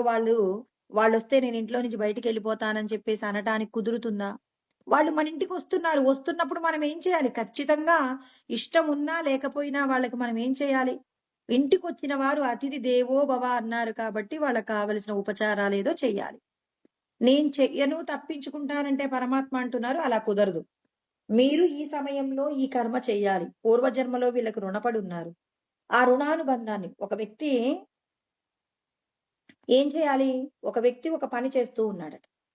ఒక పని చేస్తూ ఉన్నప్పుడు ఏం జరుగుతుంది? నేను ఈ పని చెయ్యను అన్నాడనుకోండి. ఆ పని చెయ్యను అంటే అది ఎలా కుదురుతుంది? పూర్వజన్మలో ఒక వ్యక్తికి మీరు కాఫీ ఇవ్వాలండి. ఆ కాఫీయే రుణం ఉంది మీకు వారికి. ఇప్పుడు ఈ జన్మలో వాళ్ళు మనకిష్టం లేనటువంటి వ్యక్తుల ఖాతాలో ఉన్నారు. చిన్నప్పటి నుంచి మన తల్లిదండ్రులు చెప్పారు. పలానా వాళ్ళు మంచివాళ్ళు గాదు నాయన. వాళ్ళు మనల్ని ఎప్పుడూ ఇబ్బంది పెడుతూ ఉన్నారు. కాబట్టి వాళ్ళతో స్నేహం మంచిది కాదు అని తల్లిదండ్రులు చెప్పి ఉన్నారు. అలాంటి వాళ్ళు ఈ రోజున మన ఇంటికి రాబోతున్నారు. ఏదో కారణం, ఏదో ఒక సందర్భం. ఇప్పుడు వాళ్ళ ఇంటికొస్తే నేనుండకుండా వెళ్ళిపోతాను. మాకు వాళ్ళు శత్రువులని మా కుటుంబం చెప్పిందని చెప్పి నేను పారిపోతానంటే భగవంతుడంటారు అలా కుదరదంటాడు. దాని గురించి చెప్తారండి కృష్ణ పరమాత్మ చెప్తారు. ఏమంటారంటే యద్యహంకారమాశ్రిత్య నయోచ్చైతి మన్యసే మిథ్యైష వ్యవసాయస్తే ప్రకృతిస్త్వాం నియోక్షతి అని 18వ అధ్యాయంలో సమాధానం చెప్తారండి కృష్ణ పరమాత్మ. నేను వారికి కాఫీ ఇవ్వాల్సిన అవసరం లేదు. ఇంటికొస్తే ఫార్మాలిటీ కాఫీ ఇవ్వాలి కదా! మరి పూర్వజన్మలో మనం వాడి కాఫీనే రుణపడి ఉన్నాం. మరి రుణపడి ఉన్నాం కాబట్టి ఇప్పుడు ఆ కాఫీ ఇచ్చేయాలి. భగవంతుడన్నారు, ఇప్పుడు నువ్వు కాఫీ ఇచ్చేసి నీ రుణాన్ని తీర్చుకోరా బాబు అని చెప్పేసి అన్నాడు. అంటే భగవంతుడు మనం ఎవరికైనా మనకు తెలియకుండానే వాళ్ళకది ఇచ్చేసాం, ఇది చేసాం, అది చేసాం అంటాం. ఇవన్నీ భగవంతుడు లోపటున్నాయని ఏం చేస్తుంటాడంటే ప్రతి క్షణం మనం చేసినటువంటి ఏవైతే కర్మల ఫలాలుంటాయో, ఎవరెవరికి ఏమేమైతే రుణ ఫలాలున్నాయో, ఆ రుణ ఫలాలను తీర్చే ప్రయత్నంగానే భగవంతుడు మన చేత కర్మ చేయిస్తాడండి. ఇవన్నీ ఆల్రెడీ డిజైన్ చేసి పెట్టాడు భగవంతుడు. సినిమాలో చూస్తాం. ఈ టైంలోనే వీడు రావాలా? అయ్యో! ఈ టైంలో రాకపోయుంటే వాళ్ళకి ఆ కష్టం రాకపోయేది అనుకుంటాం. మరి సినిమాలో చూసి అనుకుంటాం కానీ అక్కడ మనం ఏం చేయలేం. ఏమన్నా చేయగలుగుతామా? డైరెక్టర్ గారు ఎలా సినిమా తీయాలనుకున్నారో అలాగే తీశారు. అదే విధంగా మన జీవితంలో కూడా ఈరోజు మన ఇంటికి ఎవరు రావాలో వాళ్ళొస్తారు. వాళ్ళకి మనం ఇష్టం ఉన్నా లేకపోయినా మనం ఏం చేస్తాం? వాడికి కాఫీ పెట్టిచ్చేసి ఇచ్చేసాం. భగవంతుడంటారు నీ ఇంటికి ఎవరొచ్చారో అందుకే భగవంతుడేమన్నారు? ఇక్కడ మనం ఎక్కడైనా బాధపడతామేమో, వచ్చిన వాళ్ళు ఇష్టమైన వాళ్ళు అయితేనేమో ప్రేమగా చూడటం, ఇష్టం లేని వాళ్ళు మరి మనకు కష్టంగా అనిపిస్తారని పరమాత్మ ఏమన్నారు? అతిథి దేవో భవ. భగవంతుడు అందరిలో ఉన్నారనే సత్యం తక్కువ మంది తెలుసుకుంటారు కాబట్టి మరి వాళ్ళు చేసిన కర్మలలో ఉన్న దోషాలన్నీ పోగొట్టుకోవాలంటే మన ఇంటికి ఎవరైనా వస్తే ఏం చేయాలి? అతిథిని దేవుడిలాగా చూడాలనేటటువంటి నియమాన్ని పరమాత్మ పెట్టి ఉంచారు కాబట్టి ఇష్టం ఉన్నా లేకపోయినా మన ఇంటికొస్తే మొహమాటానికైనా కూర్చోబెట్టి మంచినీళ్ళిచ్చి వాళ్ళకి మన దగ్గర ఉన్న ఏదో ఒకటి పెట్టి పంపిస్తాం. ఎందుకు? దేవుడితో సమానం అతిథి వచ్చారు అంటే. అంటే మనకు తెలియకుండానే భగవంతుడిని మనం ఏం చేస్తున్నాం? గౌరవిస్తున్నాం. ఇష్టం లేదు ఆ వ్యక్తి. లోపట మనసులో మాత్రం అతని గురించి ఏం పెట్టుకున్నాం? కోపం పెట్టుకున్నాం. కానీ పైకి మాత్రం నవ్వుతూ కాఫీ తెచ్చిచ్చాము. వాళ్ళు కాఫీ తాగారు, వెళ్ళిపోయారు. తర్వాత మనం మళ్ళీ వాళ్ళ గురించి మన ఇంటికి ఎలా వచ్చారు వీళ్ళు? అసలు ఎప్పుడు మన ఇంటికి రారు కదా! అని చెప్పి మనకున్న భాషను మనం అక్కడ వాడుకుంటాం. అంటే ఇక్కడ మనం ఏం చేసాం? అతిథిని దేవుడిలాగా చూడమన్నామంటే చూసామండి. వచ్చారు, చూసాము, పంపించాం. ఇక్కడ మనం శాస్త్రం తెలుసుకోవడం వల్ల ప్రయోజనం ఏంటంటే వచ్చినటువంటి వ్యక్తిలో భగవంతుడున్నాడా? సాకార రూపంలో ఉన్న ఈ దేహాలన్నీ అమ్మవారు. ఈ దేహాల లోపట ఉన్నటువంటి దేహాలను నడిపించేది ఈశ్వరుడు. అంటే మన ఇంటికి ఎవరొచ్చారు? ఈశ్వర స్వరూపం మన ఇంటికొచ్చింది. ఇప్పుడు ఈశ్వరుడు మన ఇంటికొస్తే మనం వాళ్ళకు కాఫీ పెట్టిచ్చాం. పూర్వజన్మలలో ఉన్న రుణానుబంధాన్ని బట్టి అతడు మనకు బంధువా లేకపోతే శత్రువా అనేది అది మన మధ్య ఉన్న కర్మఫలం. ఇప్పుడు ఆత్మజ్ఞానం ఉండటం వల్ల ఏం చేస్తామంటే ఆ కర్మఫలాన్ని మనం ఏం చేస్తామంటే అనుభవించే ప్రయత్నం చేస్తాం. కర్మఫలాన్ని అనుభవించే ప్రయత్నం చేస్తాం. ఎలా అనుభవింపచేస్తాం? ఇప్పుడు వచ్చింది భగవంతుడే. భగవంతుడు ఈ రూపంలో ఉన్న వ్యక్తి నన్ను చాలా ఇబ్బందులు పెట్టారు. అయినా వచ్చింది భగవంతుడే కాబట్టి భగవంతుడికి కాఫీ ఇచ్చాం, భగవంతుడిని పంపించాం. ఇప్పుడు వెళ్ళిన తర్వాత భగవంతుడిని తిట్టుకుంటావా? తిట్టుకోము. నా ఇంటికొచ్చింది ఎవరైనా భగవత్ స్వరూపం. జ్ఞానము లేనప్పుడైతేనేమో అయ్యో నా ఇంటికొచ్చాడని అతని మనసులో తిట్టుకుంటున్నాం. పైకి మాత్రం చిరునవ్వుతో అన్నీ అందించావు. వెళ్ళిపోయిన తర్వాత కూడా తిట్టుకున్నాం. ఇప్పుడు జ్ఞానం వచ్చిన తర్వాత భగవంతుడే నా ఇంటికొచ్చాడు. అతడు శత్రువే అయినా నాకు నా కుటుంబాన్ని ఇబ్బంది పెట్టిన వాడే అయినా అతనికి నేను కొంత ఉపకారం చేస్తే నా పాపం పోతుందని పరమాత్మ ఏం చేశాడు? ఆ వ్యక్తిని మన ఇంటికి తీసుకొచ్చారు. ఆ వ్యక్తి ఏమయ్యాడు? మన పాపాన్ని తీసేశారు. మనం ఇచ్చిన కాఫీతో ఆయనకి మనకున్నటువంటి ఏదైతే రుణానుబంధం ఉందో అదంతా పోయిందని చెప్పేసి ఇప్పుడు సంతోషంగా ఉంటాం. ఇక్కడ కొత్తగా మనం సంపాదించుకున్నది ఏంటో చెప్పండి? ఓర్పు సంపాదించుకున్నామండి. ఓర్పు వచ్చింది, భగవంతుడికే సేవ చేశారు కాబట్టి ఈ సందర్భం ఏంటంటే ఆ మన డొక్కా సీతమ్మ గారి గురించి అందరూ వినే ఉంటారండి. అందరికీ తెలుసు. డొక్కా సీతమ్మ గారు వాళ్ళ నాన్నగారు యొక్క కుటుంబం ఎలాంటిదో చెప్పుకోవాలి. వాళ్ళ నాన్నగారు దారిలో ఎవరు వెళ్తున్నా వాళ్ళకు పిలిచి మంచి భోజనం పెట్టేవారట. తల్లిదండ్రులకు ఏ సంస్కారాలు ఉంటాయో అటువంటి సంస్కారాలు పిల్లలకు ఖచ్చితంగా వస్తాయి. ఇప్పుడు ఈ డొక్కా సీతమ్మ గారికి కూడా ఆ లక్షణం అలవాటైపోయింది. వాళ్ళ నాన్నగారు అందరికీ భోజనాలు పెట్టిస్తుంటే వీళ్ళు కూడా ఆయా పనులు చేయడం అదంతా కూడా దగ్గరుండి చూశారు కాబట్టి వివాహం జరిగిన తర్వాత భర్త గారిని ఒప్పించింది. నాకు కూడా ఎవరైనా ఇలా దారిలో వెళ్తూ ఉంటే భోజనాలు పెట్టడం ఇష్టం, మీరు ఒప్పుకుంటారా అంటే భర్త కూడా ధర్మాత్ముడు కాబట్టి ఒప్పుకున్నారట. ఒప్పుకుంటే ఇక వాళ్ళకున్న సంపదలో రోజు చక్కటి భోజనం పెట్టేవాళ్ళట. అలా పెట్టగా చిట్ట చివరికి వీళ్ళకి కాస్త వృద్ధాప్యం వచ్చే నాటికి ఏమైంది అనంటే కాస్త సంపదల లేమి కలిగిందట. ఇక ఇతరులకు పెట్టలేమేమో అనేటటువంటి ఆలోచన వచ్చి భర్త గారు అప్పుడు అడిగారట. ఎప్పుడో పెళ్ళైన నాడు భార్య నేను అందరికీ ఆహారం పెట్టొచ్చా అంటే సరే అన్నటువంటి భర్త అప్పటి వరకు కూడా ఎదురు చెప్పలేదు. ఇక సంపదల యొక్క కొరత ఏర్పడుతుంది అనుకున్నప్పుడు చెప్పారట.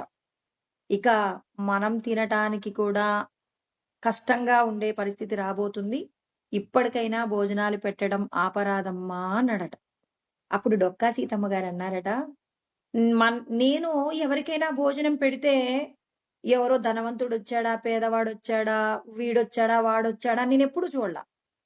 వచ్చింది శ్రీమన్నారాయణుడే, నేను పెట్టింది శ్రీమన్నారాయణుడికే భోజనం పెట్టాను కానీ వేరొకరు అని నేను భోజనం పెట్టలేదు. నాకు ఇచ్చింది ఆయనే, మరి పెట్టింది ఆయనే కాబట్టి అంటే ఏదైతే నాకు ఇచ్చాడో ఇచ్చిన దానితో పెట్టింది కూడా నేను ఆయనకే. నాకేనాడైనా భగవంతుడు నిజంగా ఇక పెట్టాల్సిన అవసరం లేదని చెప్పేసి ఆ ఐశ్వర్యం అంతా తీసేస్తే నేను తినటానికి కూడా లేనటువంటి రోజు ఒకటి వస్తే అప్పుడు నేను మానేస్తాను కానీ అప్పటి వరకు భోజనాలు పెట్టడం ఆపను అన్నాడట. ఆపను అన్నారట అండి ఆమె. అన్నప్పుడు ఇక భర్త గారు ఏం చేస్తారని పాపం ఏం మాట్లాడలేదు. రోజు దున్నేటటువంటి పొలంలోనే లంకె బిందెలు వచ్చాయట. మామూలుగా మనకిప్పుడు లంకె బిందెలు దొరికినా ఆ పోలీస్ వాళ్ళకి తెలిస్తే ఏం చేస్తారు? గవర్నమెంట్ తీసేసుకుంటుందండి. కానీ ఆనాటి కాలంలో బ్రిటిష్ గవర్నమెంట్ అట, మనల్ని పరిపాలించే గవర్నమెంట్ బ్రిటిష్ గవర్నమెంట్. ఆ బ్రిటిష్ గవర్నమెంట్ ఈమె చేసేటటువంటి అన్నదానానికి మెచ్చి ఆ బిందెలను కూడా మీరే వినియోగించుకొని మీరే అందరికి భోజనం పెట్టండి అమ్మా అని చెప్పేసి ఆ బిందెలను కూడా వాళ్ళు గవర్నమెంట్ స్వాధీనం చేసుకోలేదట. ఇంకా ఆ గవర్నమెంట్ అంటే బ్రిటిష్ గవర్నమెంట్ ఏం చేసిందంటే ఆమెని లండన్ రమ్మని చెప్పేసి పిలిచారట. పిలిస్తే ఆమె నేను సముద్రయానం చెయ్యనండి, మా పెద్దలు చెప్పారు, నేను సముద్ర ప్రయాణం చెయ్యను అంటే మరి అప్పుడున్నటువంటి గవర్నర్ గారు ఒక మనిషిని పంపించారట. కనీసం ఆమె ఫోటో అయినా ఇవ్వమని అడిగారట. అప్పుడు డొక్కా సీతమ్మ గారు అన్నారట, లేదు నేను నా ఫోటో కూడా ఇవ్వను అంటే, అమ్మా మీరు ఈ ఫోటో మాత్రం మీరు ఇవ్వకపోతే నా ఉద్యోగం పోతుంది తల్లి, మరి అక్కడ ఉన్నటువంటి గవర్నర్ ఒప్పుకోరండి మీ ఫోటో ఇవ్వాలంటే. అయ్యో నా వల్ల నీ ఉద్యోగం పోతుందా నాయన, ఫోటో తీసుకో అని చెప్పేసి ఆ ఫోటో ఇస్తే ఆనాటి గవర్నర్ జనరల్ గా ఆ ఫోటో అక్కడ పెట్టి ఆయన పదవి స్వీకారం చేశారట. అంటే డొక్కా సీతమ్మ గారు ఎవరికి భోజనం పెట్టారు? శ్రీమన్నారాయణుడికి భోజనం పెట్టారు. అంటే అందరిలో భగవంతుడున్నారనేటటువంటి సత్యం తెలుసుకున్న తల్లి కాబట్టి శ్రీమన్నారాయణుడు అనగలిగింది. ఇవాళ మన ఇంటికొచ్చిన వ్యక్తిలో మనం మంచివాడు, ధనవంతుడు, గొప్ప కులం కలిగినటువంటి వాడు, సత్పురుషుడు అని వేరు వేరు చేసి మనం చూడగలుగుతున్నాం. అంతటా భగవంతుడున్నాడనేటటువంటి సద్గురు ఉపదేశం పొందిన వారందరూ కూడా ఏం చేయాలి? అంతటా బ్రహ్మమును చూడగలిగినటువంటి లక్షణాలను మనం పెంపొందించుకున్నప్పుడు మనలో కలిగినటువంటి గొప్పదైన లక్షణం ఏంటి? ఓర్పు వచ్చేసిందండి. కృష్ణ పరమాత్మ ఏమన్నారు? మాత్రా స్పర్శాస్తు కౌంతేయ శీతోష్ణ సుఖ దుఃఖదాహ ఆగమాపాయినో నిత్యాహ తాం స్థితిక్షస్వ భారత. ఈ దేహానికి సంబంధించి సుఖములు వస్తుంటాయి, దుఃఖములు వస్తుంటాయి, మరి వేడిగా ఉంటుంది, చల్లగా ఉంటుంది, ఇలా రకరకాలైనటువంటి విషయాలన్నీ కూడా సుఖ దుఃఖాల రూపంలో, మానవ రూపంలో వస్తూ ఉంటాయి. వీటన్నింటిని ఏం చేయాలి? ఓర్చుకోవాలి. ఓర్చుకోవడానికి కావలసినటువంటి గొప్ప వస్తువు ఏమయ్యుంది? అంతటా భగవంతుడున్నాడు, భగవంతుడే శత్రువుగా ఉన్నాడు, భగవంతుడే స్నేహితుడిగా ఉన్నాడు, భగవంతుడే తల్లిగా ఉన్నాడు, భగవంతుడే తండ్రిగా ఉన్నారు. ఈ మాట పరమాత్మ చెప్పలేదండి? పితాహమస్య జగతో మాతా దాతా పితామహ వేద్యం పవిత్రమోంకార రుక్సామ యజురేవచ అని చెప్పేసి 9వ అధ్యాయంలో కృష్ణ పరమాత్మ 17వ శ్లోకంలో చెప్పారు. మీ తండ్రి గారు ఎవరు అనంటే నేనే నీకు తండ్రిగా ఉన్నాను. మరి రక్షకుడిగా ఎవరున్నారు? నేనే. తాతగా ఎవరున్నారు? నేనే. తల్లిగా ఎవరున్నారు? నేనే. ఓంకార స్వరూపంగా లోకాలన్నింటినీ బ్రహ్మ విష్ణు మహేశ్వరులు, సమస్త వేదాలు, సమస్త మొత్తము ఉన్నటువంటి సమస్త విశ్వం అంతా కూడా ఓంకార స్వరూపంగా ఉంది. ఆ ఓంకారాన్ని నేనే, ఋగ్వేదాన్ని నేనే, సామవేదాన్ని నేనే అని చెప్పేసి, మరి యజుర్వేదాన్ని నేనే అని చెప్పేసి, సమస్తము నేనే అని చెప్పేసి పరమాత్మ చెప్పారు. అంతటా భగవంతుడున్నారన్నప్పుడు మన యొక్క ఆలోచన ఎలా ఉండాలి? ఎవరితో మనం ఎలా ప్రవర్తిస్తున్నా భగవంతుడితోనే మనం ప్రవర్తిస్తున్నట్టుగా, భగవంతుణ్ణే అంతటా చూస్తున్నట్టుగా ఉండాలి. కాబట్టి ఇక్కడ కృష్ణ పరమాత్మ ఏం చెప్పారు? జ్ఞానమున్నవారు సేవ చేయాలి. సేవ చేసేవారు జ్ఞానం తెలుసుకుని సేవ. జ్ఞానమున్నవారు కర్మను దిద్దుకోవాలి. కర్మ చేస్తున్న వాళ్ళు జ్ఞానముతో కర్మ దిద్దుకోవాలి. అంటే ఒక రూపాయి నాణానికి ఏముంటుంది? బొమ్మ, బొరుసు. బొమ్మ లేకపోతే బొరుసుకు విలువ లేదు, బొరుసు లేకపోతే బొమ్మకు విలువ లేనట్టుగానే అదే విధంగా జ్ఞానముండి సాధన చెయ్యనటువంటి వారు నష్టపోతారు. సేవ చేస్తున్న వారు ఇక నాకింకేం కావాలని చెప్పి జ్ఞానం తెలుసుకోలేని వాళ్ళు నష్టపోతారు.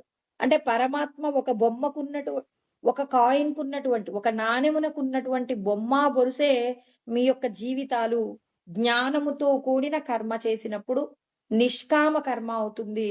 ఆ కర్మ యొక్క ఫలం ఈశ్వరుడికి సమర్పణ చేసినప్పుడు అప్పుడు మీరు నన్ను పొందగలుగుతారని కృష్ణ పరమాత్మ చెప్పారు. అందుకే ఇక్కడ ఆయన ఏమన్నారు? ఈ కర్మయోగుల గురించి మొదట మాట్లాడారు, తర్వాత జ్ఞానయోగుల గురించి తర్వాత మాట్లాడారు. నకర్మణామనారంభ నైష్కర్మ్యం పురుషోస్నుతే. నిష్క్రియాత్మకమైనటువంటి ఆత్మస్థితిని మనం పొందాలి అంటే ఇక్కడ కృష్ణ పరమాత్మ ఏమంటున్నారు? కర్మను ఎవరూ విడిచిపెట్టకూడదు, కర్మను చెయ్యవలసిందే. ఆ కర్మ ఎలా ఉండాలి? నిష్కామ కర్మ, ఫలితాన్ని ఈశ్వరుడికి సమర్పణ చేసి కర్మ చెయ్యవలసి ఉంటుందని చెప్పేసి కృష్ణ పరమాత్మ చెప్పారు. అంటే ఫలముల యందు ఆసక్తి లేకుండా కర్మను చెయ్యవలసి ఉంటుంది.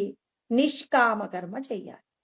ఇక జ్ఞానయోగుల గురించి ఏం చెప్పారు? మరి మేము జ్ఞానం తెలుసుకున్నామండి, ఇక ఈ శ్లోకాలన్నీ స్మరణ చేస్తే సరిపోతుంది, నేను బ్రహ్మమైపోతానంటే ఇవాళ మనకు గురుస్వరూపాలు ఉండేవి కాదేమో నాకు తెలిసి.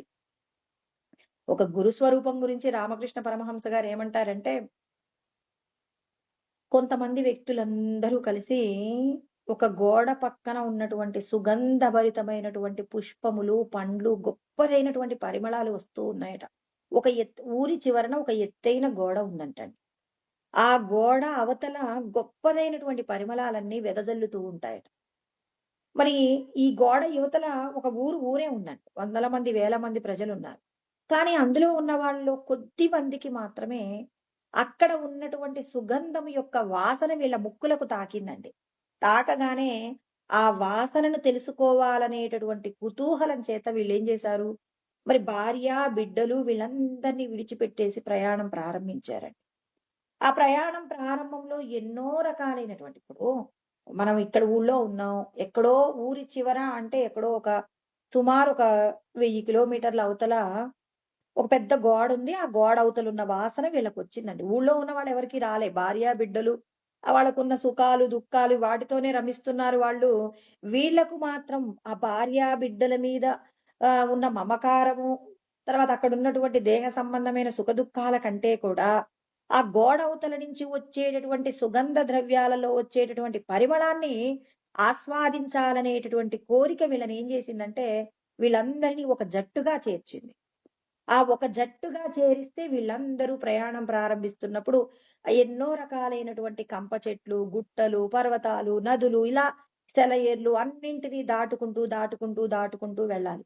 కొంతమంది మధ్యలో అమ్మో! ఇంతగా ప్రయాణం మనం చేయలేమండి అని కొంతమంది వెనక్కి డ్రాప్ అయిపోయారు. వాళ్ళెవరైనా వస్తే చూద్దాం. అప్పుడు ప్రయాణం ప్రారంభిస్తాం కానీ, ఇప్పుడైతే నేను చేయలేనని కొంతమంది వెనక్కొచ్చారు. కొంతమందికి మధ్యలో ఏం కనపడ్డాయి? గొప్పవైనటువంటి ఆ సెలయేర్లు, తర్వాత గొప్పదైనటువంటి పర్వతాలు, అక్కడున్నటువంటి గొప్ప గొప్ప విశేషాలన్నీ ఉంటే వాళ్ళు కొంతమంది అక్కడే ఆగిపోయారు. అబ్బో! ఇంతకంటే ఇంకేం కావాలి? ఇంక నాకేం వద్దు అని చెప్పేసి వాళ్ళు అక్కడే ఆగిపోయారు. ఇంకా ఒకానొక్కడు మాత్రం ఏం చేశాడు, ఆ పెద్ద ఎత్తైనటువంటి ఆ గోడ దగ్గరికి వెళ్ళిపోయి, ఆ గోడ ఎక్కాడండి ఎంతో కష్టం మీద. ఒకానొక్కడేనండి. ఆ ఒకానొక్కడు వెళ్ళిపోయి అక్కడ గోడ పక్కన కూర్చున్నాడు. ఆ గోడెక్కి కూర్చొని చూస్తున్నాడు. ఇటువైపు ఉన్నటువంటి వాళ్ళని చూస్తున్నాడు. గోడ అవతల ఉన్నటువంటి ఐశ్వర్యాన్ని చూస్తున్నాడు. పరిమళాలను చూస్తున్నాడు. ఆనందాన్ని చూస్తున్నాడు. ఎంత అనుభవించినా తరిగిపోని సుఖాన్ని చూస్తున్నాడు. ఈ సుఖాన్నంతా చూసి ఆయన అనుకున్నాడు, ఇంత ఆనందం ఇక్కడ పెట్టుకొని వీళ్ళందరూ ఎందుకు ఇన్ని దుఃఖాలు పొందుతున్నారు? సంసారం అనేటటువంటి సాగరంలో మగ్గిపోతున్నటువంటి వాళ్ళందరినీ కూడా ఆ గోడ మీద నిలబడి చూస్తూ ఉన్నాడండి. ఎవరు? ఇక్కడ మనం గొప్పదైనటువంటి పరిమళాలను పొందడం కోసం వెళ్ళినటువంటి వాళ్ళలో ధీరుడైనటువంటి వ్యక్తి ఒకానొక్కడే ఉన్నారండి. కచ్చిద్ధీరః ప్రత్యేగాత్మానమైక్షత్ ఆవృత చక్షురమృతత్వం ఇచ్చనంటారు. అంటే తన లోపటనే జగత్తంతా కూడా ఉంది అనే సత్యం. అంటే సచ్చిదానందుడు లోపటే ఈ జగత్తంతా కూడా ఉంది. ఆ సచ్చిదానందుడు ఎక్కడో లేడు.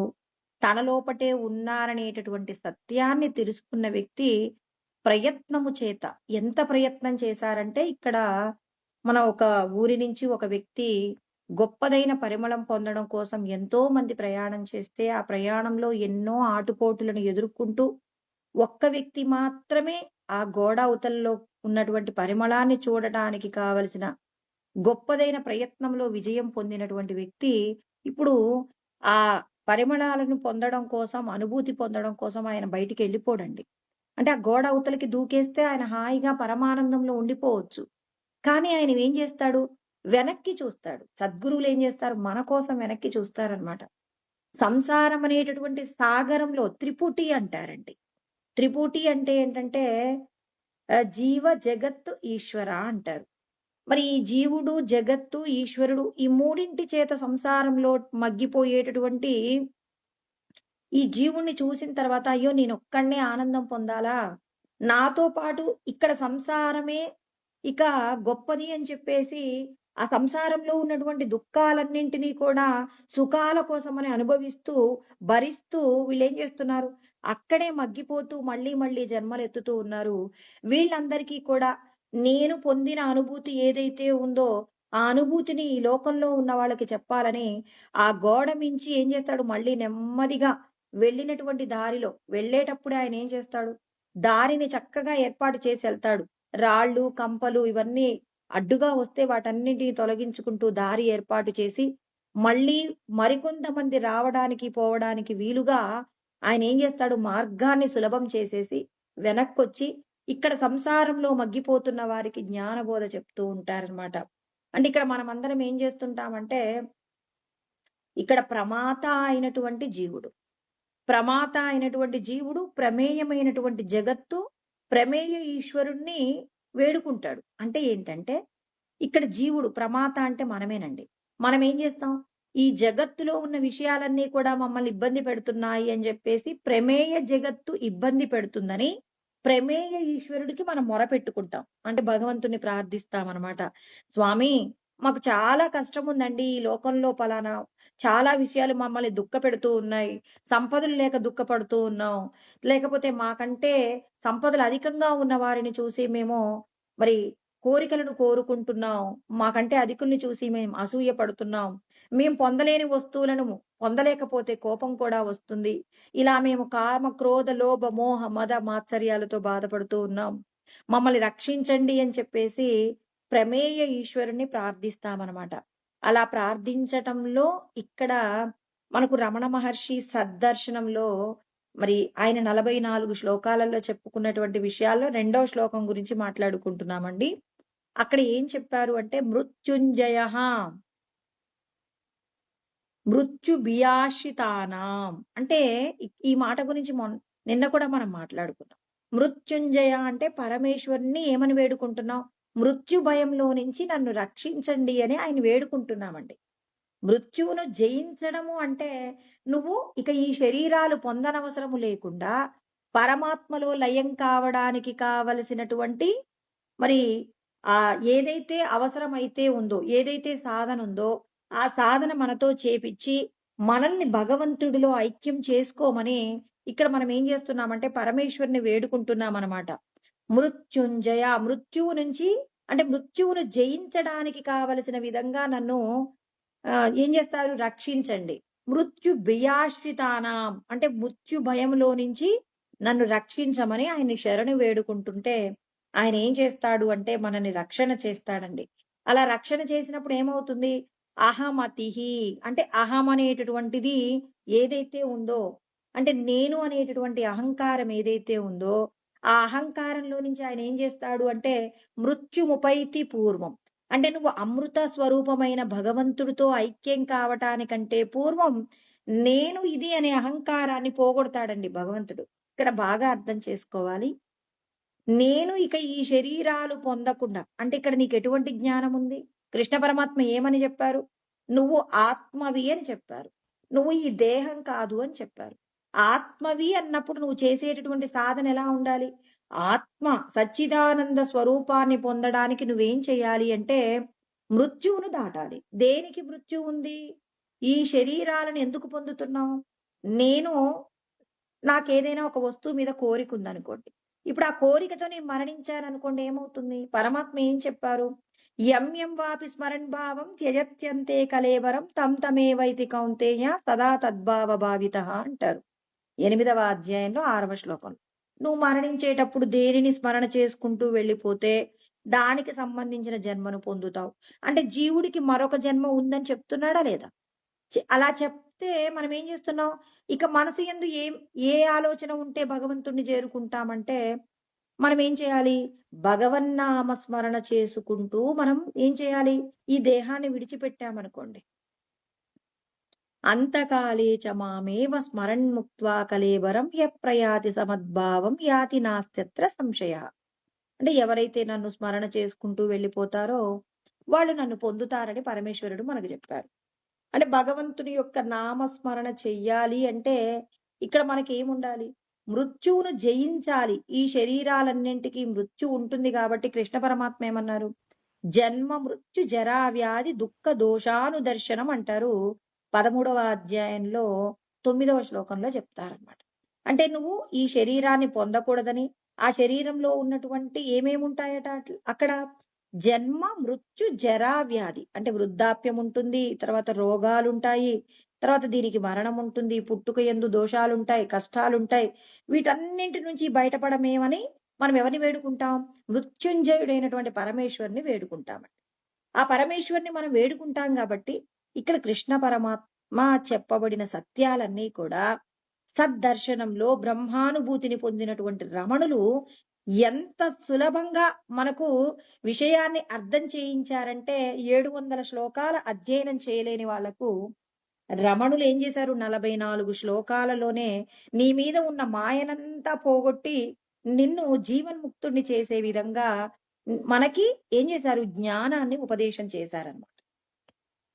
ఇక్కడ చెప్పబడినటువంటి సత్యమేంటి? మనం మృత్యువు నుండి బయటపడాలి అనుకుంటున్నాం కాబట్టి, మృత్యువును సృష్టించినటువంటి మృత్యుంజయుడిని మనము ఏం చేస్తున్నాం? ఆశ్రయిస్తూ ఉన్నాం. మృత్యుభియాశ్రితానాం. ఆశ్రితానాం అంటే ఆశ్రయించాం. దేని నుంచి బయటపడాలని? మృత్యు అనేటటువంటి భయం నుండి బయటపడాలి. ఇప్పుడు మనం మృత్యు భయం గురించి ఆలోచించినప్పుడు మనకు గుర్తొస్తుంది. మార్కండేయుడి యొక్క తల్లిదండ్రులకు ఆ పిల్లవాడు పుట్టినప్పుడే చెప్తారు, మీ పిల్లవాడు పూర్ణాయుష్కుడు కాదు, మరి సకల సుగుణాలుంటాయి కానీ అర్ధాయుష్తోనే ఆ పిల్లవాడు వెళ్ళిపోతాడు అని చెప్పేసి చెప్తారు. అలా చెప్పినప్పుడు తల్లిదండ్రులు, సరే మాకు దుర్మార్గులైన దుష్ట గుణాలున్న కొడుకుల కంటే సద్గుణాలున్నటువంటి కొడుకు ఉంటే గొప్పది కదా అని చెప్పేసి అనుకున్నాడు. అనుకొని ఆ తల్లిదండ్రులు, పర్వాలేదండి మాకు ఆ పిల్లవాడిని ఇవ్వమని అన్నారు. ఇప్పుడు ఆ పిల్లవాడికి మృత్యు గడియలు ప్రారంభమయ్యేటప్పుడు నారదుడు వచ్చి చెప్తాడు, మీ పిల్లవాడు ఇక ఈ దేహాన్ని విడిచిపెట్టి వెళ్ళిపోతున్నాడంటే ఎంతో శోకాన్ని పొందుతారనమాట తల్లిదండ్రులు. అలా పొందినప్పుడు మార్కండేయుడు ఆ మాట విని, ఏంటమ్మా ఎందుకు బాధపడుతున్నారంటే, నాయనా నీకు అల్పాయుష్షు మాత్రమే ఉంది, మరి భగవంతుడు మాకు ఇచ్చినప్పుడే ఇలా చెప్పారంటే, అదేంటమ్మా నాకు ముందే చెప్పి ఉండాల్సి ఉండే కదా. మరి పరమేశ్వరుడి యొక్క అండలో నేనున్నాను, పరమేశ్వరుడి యొక్క కృప కరుణ కటాక్షం నా మీద ఉండగా నేనెందుకు మీకు అల్పాయుషుడిగా నేను ఈ దేహాన్ని విడిచిపెడతాను? ఆయన ఉండగా నాకెందుకు ఇబ్బంది ఉంటుందమ్మా, నేను వెళ్ళి తపస్సు చేసుకుంటాను అని చెప్పేసి మరి వెళ్ళిపోతాడండి. వెళ్ళిపోయి అక్కడ మనం కాశీలో అనుకుంటండి సైకతలింగం అని చెప్పేసి ఇప్పటికీ కూడా ఉందనే అంటారు. చాలా మంది చూశారని చెప్పేసి కూడా చాగంటి గారు చెప్పారనమాట. ఆయన చాలా మందితో వెళ్ళి అక్కడ సైకతలింగాన్ని కూడా చూశారట. మార్కండేయుడు తయారు చేసినటువంటి సైకతలింగం, ఇసుకతో తయారు చేసిన లింగం. ఆ లింగాన్ని పట్టుకొని ఆ పిల్లవాడు మరి పరమేశ్వరుడితో ఏం చేస్తున్నాడు? తాదాత్మ్యం పొందుతూ ఉన్నాడు. అలా పొందినప్పుడు యమధర్మరాజు తన డ్యూటీ తాను చెయ్యాలి కదండి పాపం. యమధర్మరాజు వచ్చేసి తన పాశాన్ని ఆ పిల్లవాడి మీద మరియు శివలింగం మీద వేశాడట. అలా వేయగానే ఎప్పుడైతే ఆ పాశం ఆ పిల్లవాడితో పాటు పరమేశ్వరుడి మీద పడిందో వెంటనే పరమేశ్వరుడు ఏం చేశారు? తన కాలుతో యమధర్మరాజుని తన్నితే అతను ఎక్కడో పడిపోయాడట.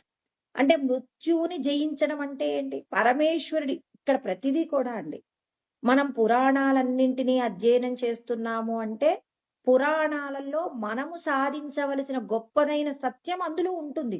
కేవలం మార్కండేయుడు మరి మరణించకుండా ఉండడం కోసం అని చెప్పేసి పరమేశ్వరుడి యొక్క లింగాన్ని ఆశ్రయించాడు, ఆ పిల్లవాడి యొక్క భక్తి చేత పరమేశ్వరుడు ఆ పిల్లవాడిని కాపాడాడు అంటే కథ మాత్రమే అది. ఎందుకండి కథలు? ఇప్పుడు మనం పిల్లలకి ఒక కథ చెప్తామండి, కథ అంతా చెప్పి ఏమంటాం? అరే నీకేమర్థమైందో చెప్పురా అంటాం. అంటే వాడు ఈ కథని కథలాగే చెప్తే కోపం వస్తుంది. ఏమంటాం? ఈ కథలో ఉన్న నీతి గురించి మాట్లాడు అంటాం. అంతే కదా. అంటే పిల్లలకి మనం కథ చెప్పినప్పుడు అందులో నీతి గురించి మాట్లాడరా అని మాట్లాడుతున్న మనం పురాణాలను తెలుసుకుంటున్నప్పుడు పురాణాల ద్వారా తెలుసుకునేటటువంటి ఆంతర్యాన్ని మనం ఎందుకు తెలుసుకోమండి? అందుకే శాస్త్రాన్ని కేవలం మనం చదువుతున్నాం అనుకోండి, కొంత అర్థమవుతుంది. శాస్త్రం ద్వారా ఏం చేస్తారు? సద్గురువుల ద్వారా, అనుభూతి ద్వారా మనం ఏం చేస్తూ ఉంటాం? సద్గురువుల దగ్గర మనం జ్ఞానాన్ని, అనుభూతి పొందిన సద్గురువుల దగ్గర జ్ఞానం తెలుసుకుంటున్నాం అనుకోండి, అక్కడ పురాణముల యందు చెప్పబడినటువంటి నీతి వాక్యాలు మనకి, అంటే మనం ఏ విధమైన సాధన చేస్తే మనం కూడా మృత్యువు నుంచి బయటపడతామో, మనం అందరం కూడా మృత్యుగండంలో ఉన్నవాళ్ళమే కదండి.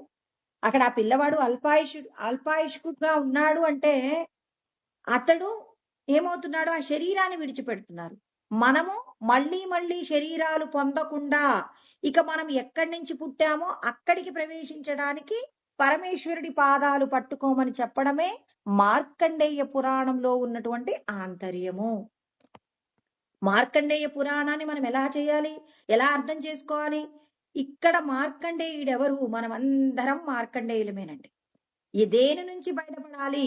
ఈ శరీరాలను మళ్ళీ పొందకుండా ఇక ఈ శరీరమే మనం ఏం చేయాలి? చిట్ట చివరి శరీరంగా మార్చుకొని మనం జీవన్ముక్తుడు కావడానికి మనం ఎటువంటి సాధన చెయ్యాలి? మృత్యువు నుండి బయటపడేటటువంటి ప్రయత్నం చేయాలి. ఆ మృత్యువు దేనికుంది? శరీరాలకుంది. ఈ శరీరం పడిపోతుందంటే మనం ఏడుస్తాం కదండి. ఈ శరీరం పడిపోతుందన్నప్పుడు మనం ఏడుస్తున్నామంటే ఈ శరీరాలతో మనం అనుభూతిని పొందుతున్నాం.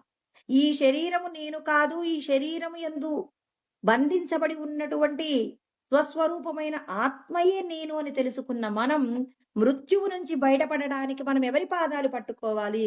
మన లోపట ఉన్నటువంటి పరమేశ్వర స్వరూపాన్ని మనం ప్రార్థించినప్పుడు ఏం చేస్తాడు ఆ భగవంతుడు? మనల్ని అహమితి మృత్యుముపైతి పూర్వం, ఈ దేహంలో ఉన్నటువంటి పరమాత్మను నువ్వు పొందాలంటే ఏం చేయాలి?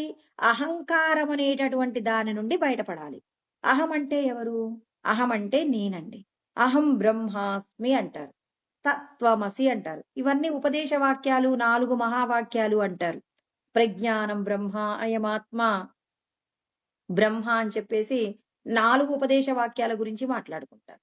అందులో తత్వమసి అంటే తత్ అంటే పరమాత్మ, త్వం అంటే నీవు, అసి అంటే అయి ఉన్నావు. అంటే పరమాత్మవు నీవే అయి ఉన్నావు అనేటటువంటి జ్ఞానాన్ని నువ్వు తెలుసుకుంటున్నప్పుడు ఇక్కడ మనం ఏం విడిచిపెట్టాలి? అహం పక్కన ఉన్నటువంటి ఈ కారాన్ని వదిలిపెట్టాలి. అహంకారము అంటారు. పరమాత్మ మనందరికీ కూడా అహంకారం ఎవరెవరికి ఇచ్చారండి? భగవంతుడు ప్రతి ఒక్కరికి అహంకారం ఇచ్చారండి.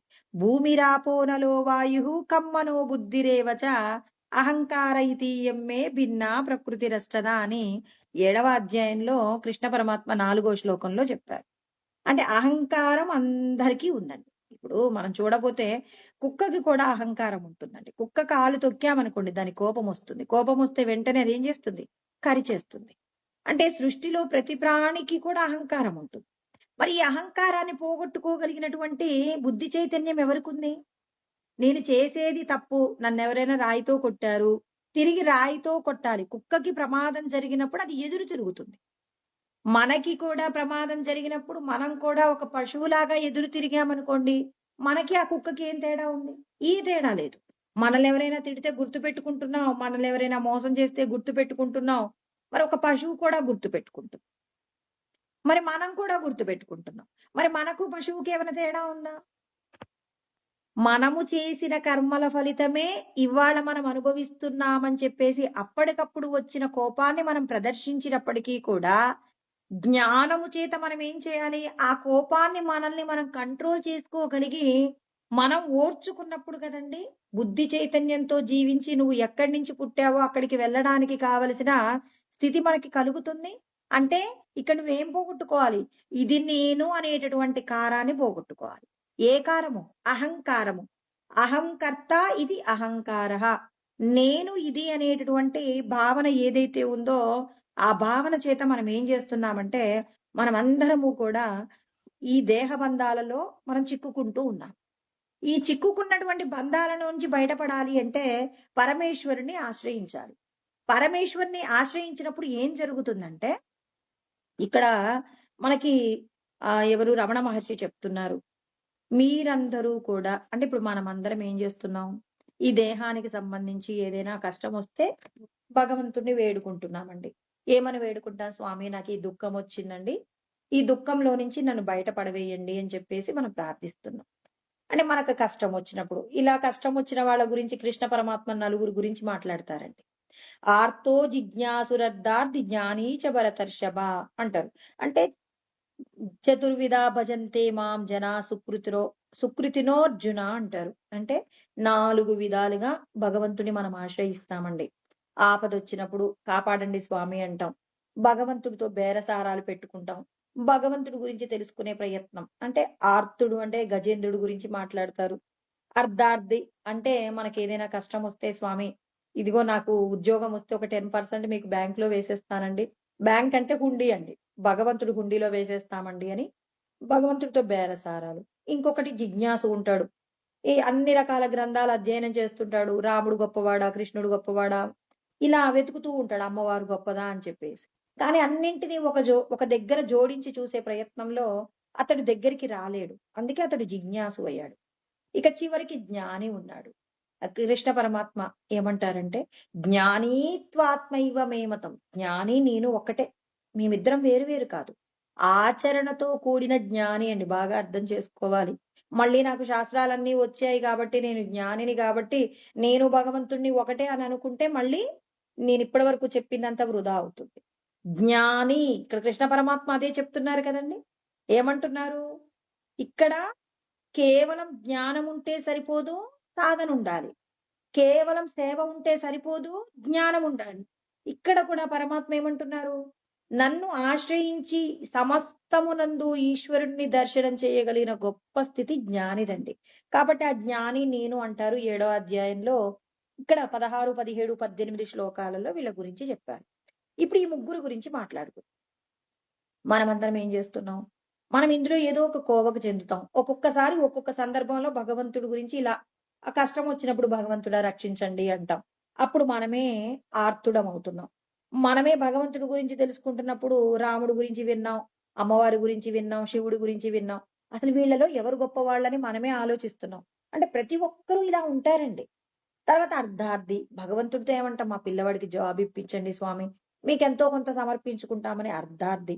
అంటే లోకంలో ఇలాంటి వాళ్ళు ఉంటారు. ఒక్కరిలో ఇన్ని ఉంటాయి, ఒక్కొక్కరు ఒక్కొక్కలాగా ఉంటారు. మొత్తం మీద వీళ్ళందరూ భగవంతుడు ఉన్నారు, మేము భగవంతుడికి భక్తులమని చెప్పుకునే వాళ్ళమండి మనమందరం. ఇలా ఉన్నప్పుడు ఏమైంది? ఇక్కడ ఏమంటున్నారు?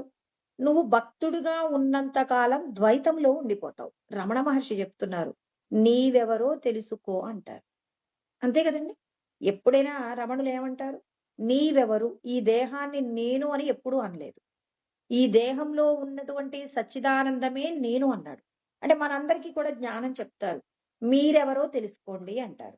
అంటే ఇక్కడ మనం ఎప్పుడైతే మన లోపట అహంకారం పోతుందో, అహంకారం పోయినప్పుడు ఏమవుతుంది? నేను భక్తుణ్ణి అనేటటువంటి జ్ఞానం ఏదైతే ఉందో, ఆ భక్తుడు అనేటటువంటి వాడు నాశనం పొందుతాడట. అదేంటండి?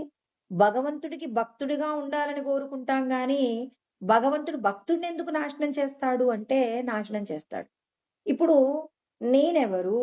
నేనెవరు అంటే ఈ దేహము అనుకున్నప్పుడు నేను స్త్రీని, నేను పలానా వారికి భార్యని, పలానా వారికి కూతుర్ని, పలానా వారికి కోడల్ని అన్నప్పుడు మనం ఏం చేస్తున్నాం? ఇది నేను అన్నప్పుడు దీనికి సంబంధించి ప్రవర్తిస్తాను. దీనికున్న చదువు, దీనికున్న ఐశ్వర్యము, దీనికున్న తెలివితేటలు, దీనికున్నటువంటి అందము, దీని చేత మనం ఏం చేస్తాం? అవతలి వాళ్ళని చూసి అహంకార మమకారాలను కలిగి ఉంటాం. మరి ఇవన్నీ కూడా ఏంటి? ఇది దీనికి సంబంధించి. అంటే లోపట ఉన్న సచ్చిదానందుడు ధరించిన దేహానికి సంబంధించినది ఈ కారం అంతా కూడా. అహంకారము అంటాం కదా.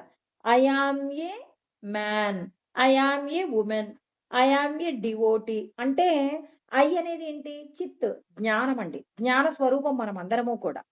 యామ్ అంటే సత్, సత్ వస్తువుగా ఉన్నది ఏంటి? ఇక్కడ ఉన్నటువంటి శరీరాన్ని మనం ఏమంటున్నాం? సద్వస్తువు. ఇది ఆడ శరీరము, ఇది మగ శరీరము, తర్వాత ఇది పలక, ఇది పెన్ను, ఇలా రకరకాలుగా ఉన్న వస్తువులన్నీ సద్వస్తువులన్నీ చూస్తున్నాం. అంటే చిత్ స్వరూపంగా ఉన్నటువంటి మనము సద్వస్తువుతో మమేకమైనప్పుడు అహంకారం వస్తుంది. ఇప్పుడు ఈ దేహానికి సంబంధించి ఏదైనా దుఃఖం వచ్చినప్పుడే కదా భగవంతుడిని మనం ఏం చేస్తున్నాం? రక్షించండి స్వామి అన్నప్పుడు మనం ఏం చేస్తున్నాం? అతన్ని ఏం చేస్తున్నాం? మనం అతడితో అంటే ఈ దేహంతో తాదాత్మ్యత పొందుతున్నాం కాబట్టి మనం ఏం చేయాలి? అహంకారము, అహం అంటే నేను, కారము అంటే ఈ శరీరానికి సంబంధించిన సమస్త వస్తు వ్యవహార జాలమంతా కూడా ఏమవుతుంది? ఇక్కడ కారము. ఈ కారంని మనం పోగొట్టామనుకోండి, అంటే భగవంతుడు ఏం చేస్తున్నాడు? ఆయన పాదాలను ఆశ్రయించినప్పుడు ఇక్కడ మార్కండేయుడిని ఏం చేశాడు? రక్షణ చేశాడు. అంటే మార్కండేయుడిని ఏం చేశాడు? తన లోపట కలుపుకున్నాడు అనుకోండి. తన లోపట కలుపుకోవడం అంటే మనమందరం కూడా ఏంటి? ఇక ఈ దేహాలు వద్దు స్వామి, ఇప్పటికే 84 లక్షల రకాల ఉపాధులన్నీ పొందానంటున్నారు, ఎన్నో దుఃఖాలను పొందానంటున్నారు, ఇక నాకు ఏ దేహం వద్దండి, ఇక నేను ఎక్కడికి వచ్చానో అక్కడికి వచ్చేసి హాయిగా రెస్ట్ తీసుకుంటాను, ఇక నాకు ఈ శరీరాల గొడవ వద్దండి అని మనం ఏం చేస్తున్నాం? మృత్యుభ్యాశ్రితాన, మృత్యువు నుంచి బయటపడాలని చెప్పి ఆ పరమేశ్వరుని మనం వేడుకుంటున్నప్పుడు ఆయన ముందు ఎవరిని నాశనం చేస్తాడంటే ఈ దేహానికి సంబంధించినటువంటి దాస్యం నుంచి బయటపడేస్తాడు. అదే భక్తుణ్ణి భక్తుణ్ణి నాశనం చేయడం అన్నమాట. అంటే ఇక నువ్వు నేను వేరు వేరు కాదు, మనమిద్దరము కూడా ఒక్కటే అనేటటువంటి సత్యాన్ని ఇక్కడ కృష్ణ పరమాత్మ చెప్తారు. సారీ, రమణ మహర్షి చెప్పిన విషయం కృష్ణ పరమాత్మ చెప్పింది కూడా ఒక్కటే. పేర్లు చెప్పుకోవడానికే వేరు వేరుగా ఉన్నాయండి. అందుకే ఇందాక జన్మ మృత్యు జరా వ్యాధి దుఃఖ దోషాను దర్శనం అన్నప్పుడు కృష్ణ పరమాత్మ భగవద్గీతలో చెప్పాడు అన్నాం.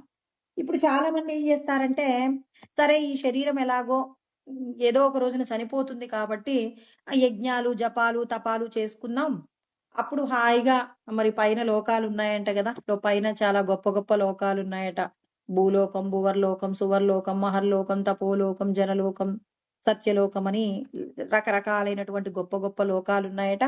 ఆ లోకాలలో గొప్పగా జీవించొచ్చని జెప్పేసి ఇక్కడ పుణ్యకర్మలు జేసుకుంటాం. కృష్ణ పరమాత్మ ఏమంటారు? 8వ అధ్యాయం 16వ శ్లోకం అండి.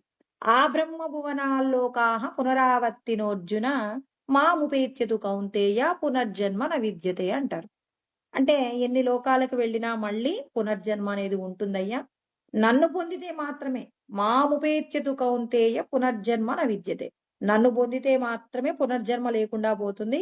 మిగిలిన ఏ లోకాలకు నువ్వు చేరుకున్నా మళ్ళీ పునర్జన్మ ఉంటుంది అని చెప్పేసి ఇక్కడ కృష్ణ పరమాత్మ చెప్పిన సత్యాన్ని ఇక్కడ రమణులు ఏం చేస్తున్నారు?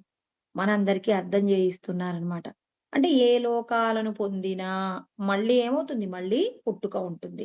అందుకే క్షీణే పుణ్యే మర్త్యలోకం విశంతి అని చెప్పేసి 9వ అధ్యాయంలో 21వ శ్లోకంలో కూడా మళ్ళీ కృష్ణ పరమాత్మ చెప్తారు. మీ పుణ్యం అయిపోగానే మళ్ళీ ఏమవుతారు? భూలోకానికి వచ్చేస్తారు. కాబట్టి ఇక్కడే మీరు చేయాల్సిన ప్రయత్నం ఏంటి? మృత్యువు నుండి వచ్చేటటువంటి భయం నుండి మీరు బయటపడడానికి మృత్యుంజయుణ్ణి, మీ లోపట ఉన్నటువంటి సచ్చిదానందుణ్ణి వేడుకోండి, పరమేశ్వరుని వేడుకోండి. ఆ పరమేశ్వరుడు ఏం చేస్తారు? ఈ దేహానికి సంబంధించినటువంటి భక్తుణ్ణి దాస్యం నుండి మిమ్మల్ని ఏం చేస్తాడు? విడుదల పొందిస్తాడు. ద్వైతం అంటే భగవంతుడు వేరు, భక్తుడు వేరు. అద్వైతము అంటే ఏంటి? భగవంతుడు నేను ఏక స్వరూపంగా ఉన్నాం.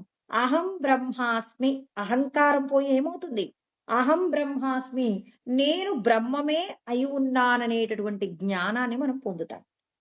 తత్వమసి, తత్ అంటే పరమాత్మ, త్వం అంటే నీవు, అసి అంటే అయి ఉన్నావు. నేను పరమాత్మనే అయి ఉన్నాను అంటే నీవు పరమాత్మ స్వరూపంగానే ఉన్నావు.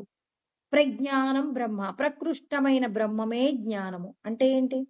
సమస్త వస్తు వ్యవహారముల యందు అంతటా భగవంతుడి యొక్క చిత్ స్వరూపమే ప్రకాశిస్తుంది కాబట్టి చిత్ స్వరూపమైనటువంటి ఆత్మయే నీవు అనేటటువంటి జ్ఞానం మనం పొందినప్పుడు ఇప్పుడు ఇక మొట్టమొదట మనలో ఉన్న అహంకారం పోయి నేను బ్రహ్మము అని నిలబడగలుగుతాం. అంటే ఎంత గొప్ప సాధన చెయ్యాలో చూడండి. ఇంత సాధన చేసిన తర్వాత ఆయన ఏం చేస్తాడు అంటే అథ స్వభావదమృతేషు తేషు అంటాడు. ఇక్కడ కృష్ణ పరమాత్మ చెప్పిన విషయానండి, భగవద్గీతలో ఉన్న విషయాలను చాలా శ్లోకాలన్నింటిలో ఉన్న అర్థాన్ని రమణులు చాలా క్లుప్తంగా వివరణ చేశారు. ఎలా చేశారు?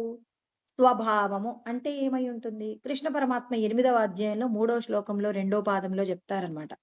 అర్జునుడు అడుగుతారు, ఏమంటారంటే కిం అధ్యాత్మం కిం కర్మ పురుషోత్తమ. అధ్యాత్మం అంటే ఏంటి స్వామి అని చెప్పేసి అడిగారనమాట. అప్పుడు ఆయన చెప్పాడు, స్వభావో అధ్యాత్మముచ్యతే అంటారు. అంటే నువ్వు ప్రత్యేగాత్మ స్వరూపమే నువ్వు, కానీ ఈ దేహానికి సంబంధించిన గుణగణాలేవి కూడా నువ్వు కాదు నాయనా. లోపట ఉన్నటువంటి ప్రత్యేగాత్మ స్వరూపమే నువ్వు అని చెప్పినటువంటి మాట స్వభావం అండి. అక్కడ కృష్ణ పరమాత్మ చెప్పబడిన సత్యం ఇక్కడ రమణులు అంటున్నారు. అథ స్వభావాద్ అమృతేషు తేషు.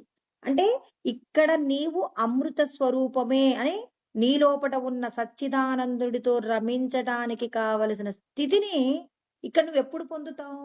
మృత్యు భయం నుండి బయటపడి నీ యొక్క అహంకారము, ఈ దేహానికి సంబంధించిన సమస్త వస్తు వ్యవహారముల నుండి విడిబడినప్పుడు అప్పుడు నీ లోపట ఈ కారము, అహం పక్కన ఉన్న కారం పోయి అహంకర్త అనే దానిని పోగొట్టుకొని అహం బ్రహ్మాస్మి అనేటటువంటి స్థితికి నువ్వు చేరుకుంటావని రమణులు చాలా చక్కగా చెప్పారు.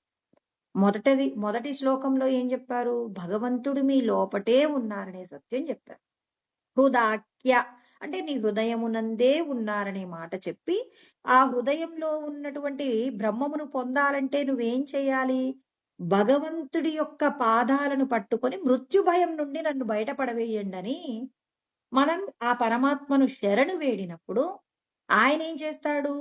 నీవు ఈ దేహము కాదు అనేటటువంటి జ్ఞానాన్ని నీకు తెలియచేసి ఎన్నో రకాలైన పరీక్షలను నీకు పెట్టి దేహబంధాలన్నింటి నుండి నిన్ను విడిబడేలాగా చేసి చిట్ట చివరికి నీలో ఉన్నటువంటి ఈ దేహానికి సంబంధించిన ఈ అహంకారాన్ని పోగొట్టి కేవలం అహం అంటే నేను బ్రహ్మమే అనేటటువంటి జ్ఞానముతో నిలబడేలాగా ఈశ్వరుడు మనకి అనుగ్రహం చేస్తారని చాలా గొప్పగా సద్దర్శనం అనేటటువంటి గ్రంథముని యందు రమణులు వివరణ చేసి ఉన్నారండి. ఇదే విషయాన్ని కృష్ణ పరమాత్మ చెప్తున్నారు భగవద్గీత యందు. న కర్మణామనారంభాత్ నైష్కర్మ్యం పురుషోస్నుతే నచ సన్యసనాదేవ సిద్ధిం సమధిగచ్చతి అంటున్నారు. అంటే ఇక్కడ మనమందరము కూడా కర్మయోగులమా జ్ఞానయోగులమా అంటే కర్మయోగులైనా జ్ఞానం తెలుసుకోవాలి, జ్ఞానయోగులైనా కర్మ చెయ్యాల్సిందే. ఇరువురు నేను ఇదండి అనడానికి వీల్లేదు.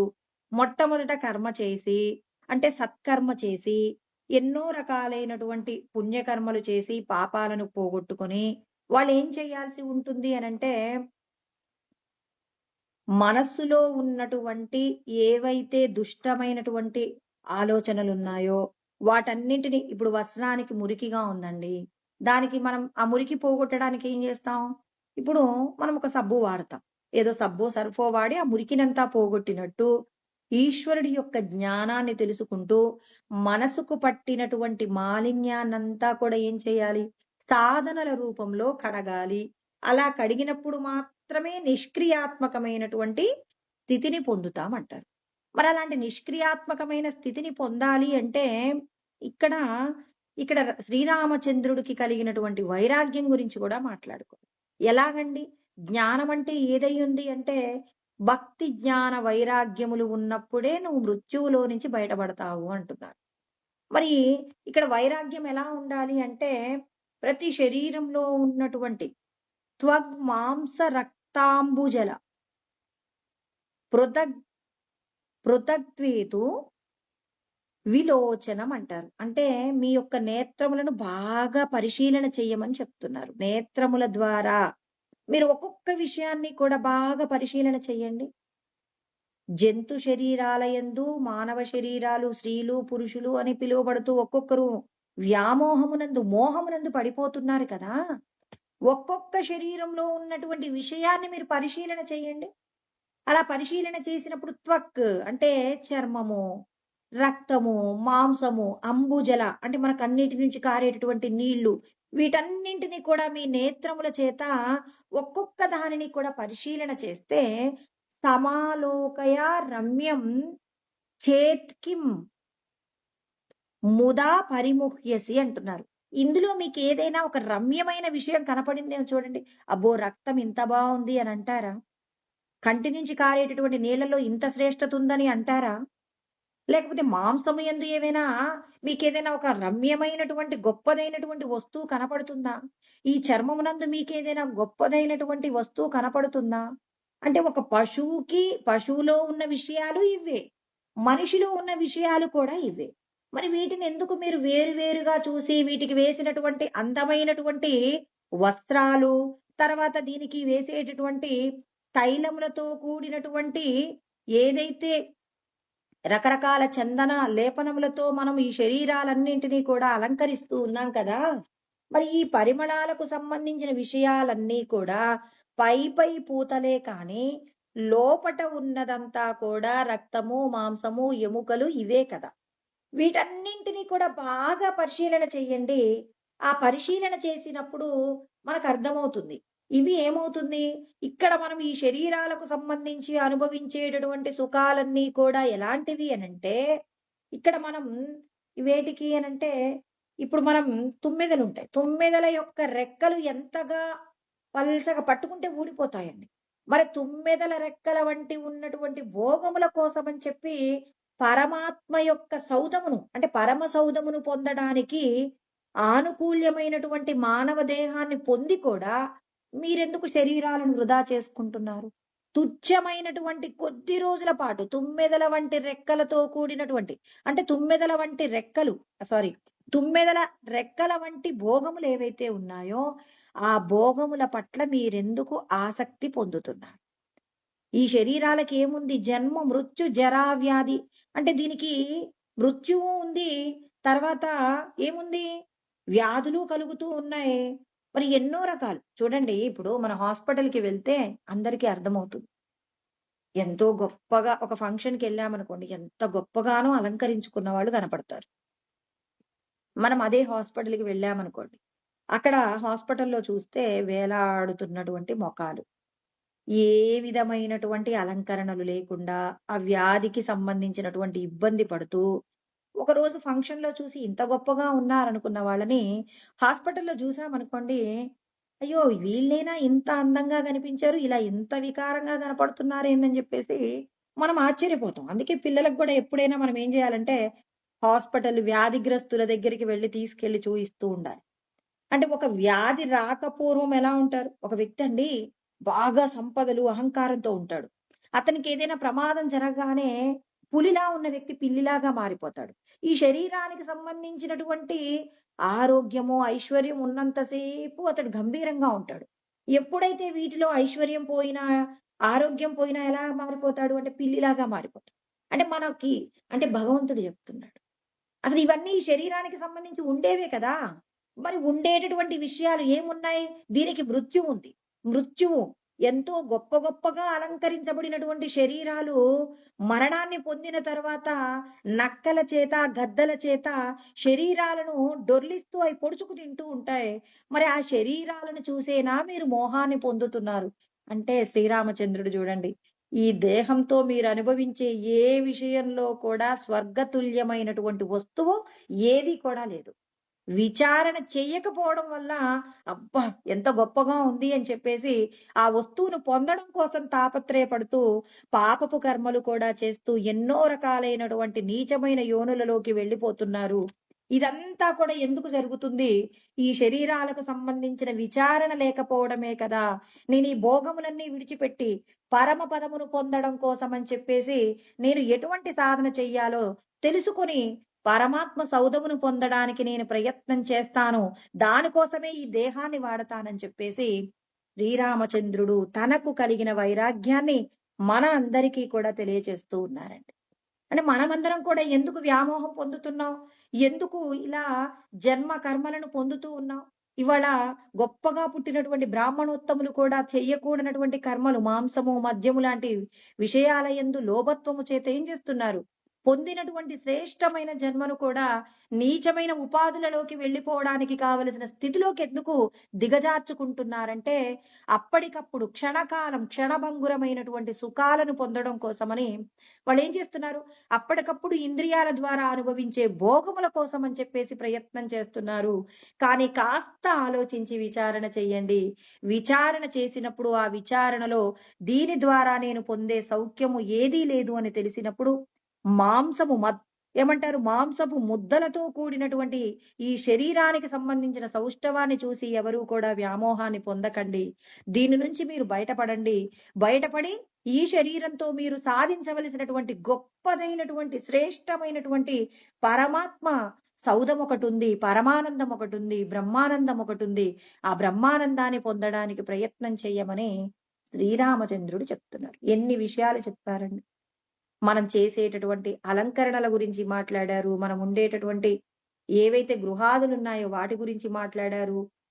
వీటితో అనుభవించే సుఖాలు ఇవన్నీ కూడా తుమ్మెదల రెక్కల వంటి భోగములు అని చెప్పేసి మనకు ఎంత చక్కగానో వివరించారు. అంటే వీటన్నింటిని వినటమే కాదు. విన్నటువంటి దానిని 1కి 10 సార్లు మనం ఏం చేయాలి? స్మరణ చేస్తూ మనల్ని మనం ఏం చేయాలి? ఏ విషయాల కోసం మన మనసు ఆందోళన పడుతుంది.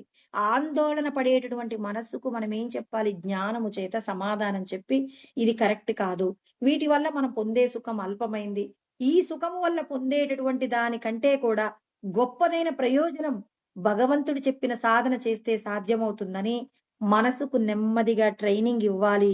మనసుకు శిక్షణ ఎవరైతే బాగా ఇవ్వగలిగినప్పుడు ఆ మనస్సు మన మాట వింటుంది.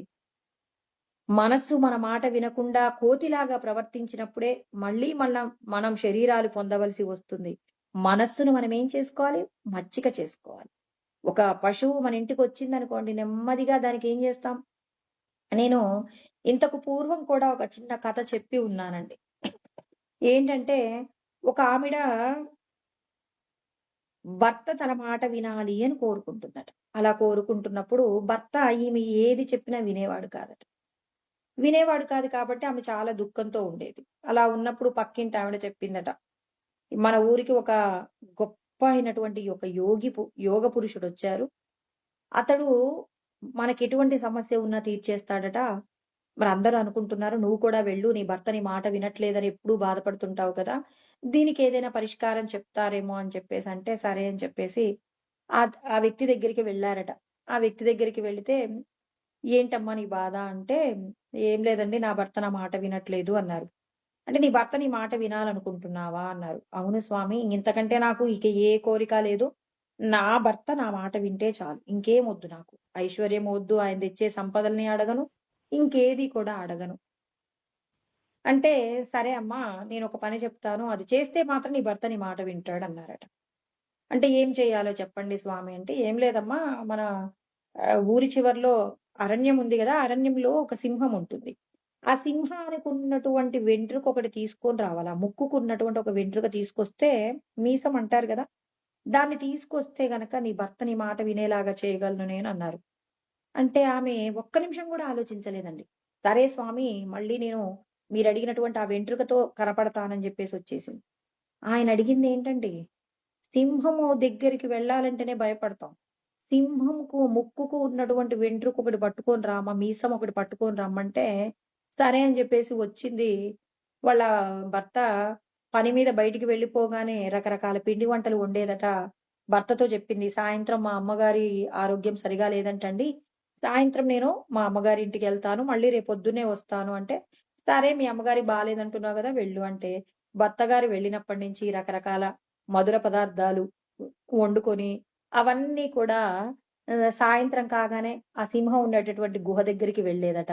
ఆ సింహం ఉన్నటువంటి గుహ ముందు ఈమె తీసుకెళ్ళిన రకరకాల మధుర పదార్థాలన్నీ పెడితే, ఆ సింహం ఆ పదార్థాలన్నీ రుచి చూసి చాలా కమ్మగా ఉన్నాయని చెప్పేసి వాటన్నింటిని ఆరగిస్తుండేదట. ఇలా ఈమె కొద్ది రోజుల పాటు రోజు తీసుకెళ్ళి అక్కడ పెడుతుంటే సింహం కూడా మచ్చికైపోయిందండి. అంటే నెమ్మదిగా ఆమె రాక గమనించడం, ఆమె తెచ్చిన మధుర పదార్థాల కోసమని ఎదురు చూడడం, ఇవన్నీ చేసేసి ఇక తను కూడా ఈమె ఆ సింహము మధుర పదార్థాలు తింటున్నప్పుడు చిన్నగా ఒక చిన్న వెంట్రుకను తన దగ్గరున్న ఏదో ఒక పదునైన వస్తువుతో ఆ వెంట్రుక కట్ చేసుకొని వెళ్ళిపోయిందట. వెళ్ళిపోయి అక్కడికి ఉన్నటువంటి ఊరు బయట ఉన్నటువంటి మరి ఆ యోగ పురుషుడి దగ్గరికెళ్ళి, "స్వామి తెచ్చేసానండి. ఇప్పుడు వెంట్రుక తెచ్చేసాను. నా భర్త నా మాట వింటాడా?" అంటే, "అమ్మా సింహం దగ్గరికి వెళ్ళడానికే ఇష్టపడరు ఎవరు. సింహం అనే మాట వినగానే భయపడి వెళ్ళిపోతారు. నువ్వు సింహం దగ్గరికి వెళ్ళి, సింహాన్ని మచ్చిక చేసుకొని, సింహం యొక్క వెంట్రుక కూడా తేగలిగినటువంటి నువ్వు, నీ భర్తని మచ్చిక చేసుకోవడం నీకు రాకపోవడంలో, మరి నీ యొక్క ప్రయత్న లోపమే ఉంది కానీ, ఇక నేను కొత్తగా నీకేమీ మంత్రోపదేశం చేయగలను తల్లీ. నీకన్నీ తెలుసు. సింహాన్ని మచ్చిక చేసుకున్న నీవు, నీ భర్తని మచ్చిక చేసుకోలేవా అన్నారట. అంటే ఇప్పుడు చూడండి. తన భర్తను మచ్చిక చేసుకోవడానికి తను ఏమంటాడు? ఒక పని చెయ్యి అనంటే వెంటనే సరేనండి అన్నారనుకోండి. తెలివైన భార్యలు ఏం చేస్తారు? భర్త ఏదైనా ఒకటి అడిగినప్పుడు ఖచ్చితంగా అది చేసేస్తారు. అది ఇష్టం ఉన్నా లేకపోయినా సరేనండి అని చేసేస్తున్నప్పుడు, ఇప్పుడేం జేస్తారు? అయ్యో! నా భార్య నేను ఏదడిగినా చేసేస్తుంది. ఇప్పుడు, ఇప్పుడు భార్య అడిగినప్పుడు ఏదైనా ఒకటి అడుగుతుంది. అప్పుడు భర్త తనకి కొంచెం ఇబ్బందున్నా, అయ్యో! నేను ఏదడిగినా చేస్తుంది పాపం. అడక్క అడక్క అడిగింది ఇది నేనెందుకు చేయకూడదని తనకెంత కష్టమున్నా చేసేస్తారు. అంటే ఇక్కడ మచ్చిక చేసుకోవడం. దేనినైనా మనం ఏం చేయాలి? కాస్త ఓర్చుకోవాలి. భర్త ఏదైనా ఒకటి అడిగినప్పుడు కోపమొచ్చిందనుకోండి, ఆ కోపాన్ని కంట్రోల్ చేసుకొని గనక మనం వాళ్ళకి కావాల్సింది ఇచ్చామనుకోండి, అప్పుడు ఇక ఆ భర్త, ఆ భార్య ఏది చెప్పినా వింటాడు గదండీ! మరప్పుడు ఆమెకర్థమైంది. స్వామి ఇక నాకర్థమైంది స్వామి నా భర్తని నేనెలా దిద్దుకోవాలో నాకర్థమైందని చెప్పేసి వెళ్ళిపోయింది. అంటే మనం కూడా మన మనస్సుని గమనించాలి ఫస్ట్. ఇప్పుడు ఈమె కూడా భర్తనేం చేస్తది? గమనిస్తది. నా భర్త అడుగుతున్నాడు. అడుగుతున్నప్పుడు ఇక పులికి, సింహానికి ఏం కావాలో నేనేం చేశాను? మంచి మధుర పదార్థాలు పెట్టాను. అంత మాంసము, పచ్చి రక్తాన్ని తాగేటటువంటి ఆ సింహం మధుర పదార్థాలకు అలవాటు పడినట్టు భార్య కూడా ఏం చేసింది? ఇక్కడ కొంత కష్టపడిందండి. మధుర పదార్థాలు తయారు చేయడానికి కష్టపడింది. భర్తను కూడా మెప్పించడానికి ఏం చేసింది? కొంత కష్టాన్ని ఓర్చుకుంది. ఇష్టం లేని విషయాలను కూడా అంగీకరించింది. అప్పుడు భార్య చెప్పిన మాట భర్త వింటాడు. అంటే తన ప్రయత్న లోపంలోనే భర్త తన మాట వినలేదు. అదే విధంగా మన మనసును కూడా బాగా పరిశీలన చేశామనుకోండి. ఆ పరిశీలన చేస్తే మన మనసు ఏది కోరుకుంటుంది? కోరిన వస్తువులో ఎంత శాశ్వతత్వం ఉంది? ఎంత అశాశ్వతత్వం ఉంది? దీనికి సత్యం తెలియక అడుగుతుందని మనస్సు అడిగినటువంటి దానికి మనం భగవంతుడి యొక్క జ్ఞానంతో సమాధానం చెప్తున్నప్పుడు ఏమవుతుందంటే, ఆ సమాధానము తనకేమవుతుంది? మనస్సు వింటుందండి. మొండి పిల్లవాడు అని వదిలేస్తే వాడు ఇంకా పతనమైపోతాడు. ఆ పిల్లవాడికి నచ్చేది ఇస్తూ ఏం చేయాలి? అప్పుడప్పుడు కొన్నింటిని ఇవ్వకుండా ఆ పిల్లవాడిని మనం వాడి యొక్క మొండితనాన్ని తగ్గించినట్టు, మన మనస్సు కూడా ఏదైనా అడిగితే ఏం చేయాలి? దానికి ప్రత్యాహారాన్ని ఇవ్వాలి. అంటే కొన్ని సార్లు ప్రత్యాహారము, సమాధానం. కొన్నిసార్లేమో ఇలా చెయ్యి అని చెప్పేసి సమాధానం చెప్పాలి.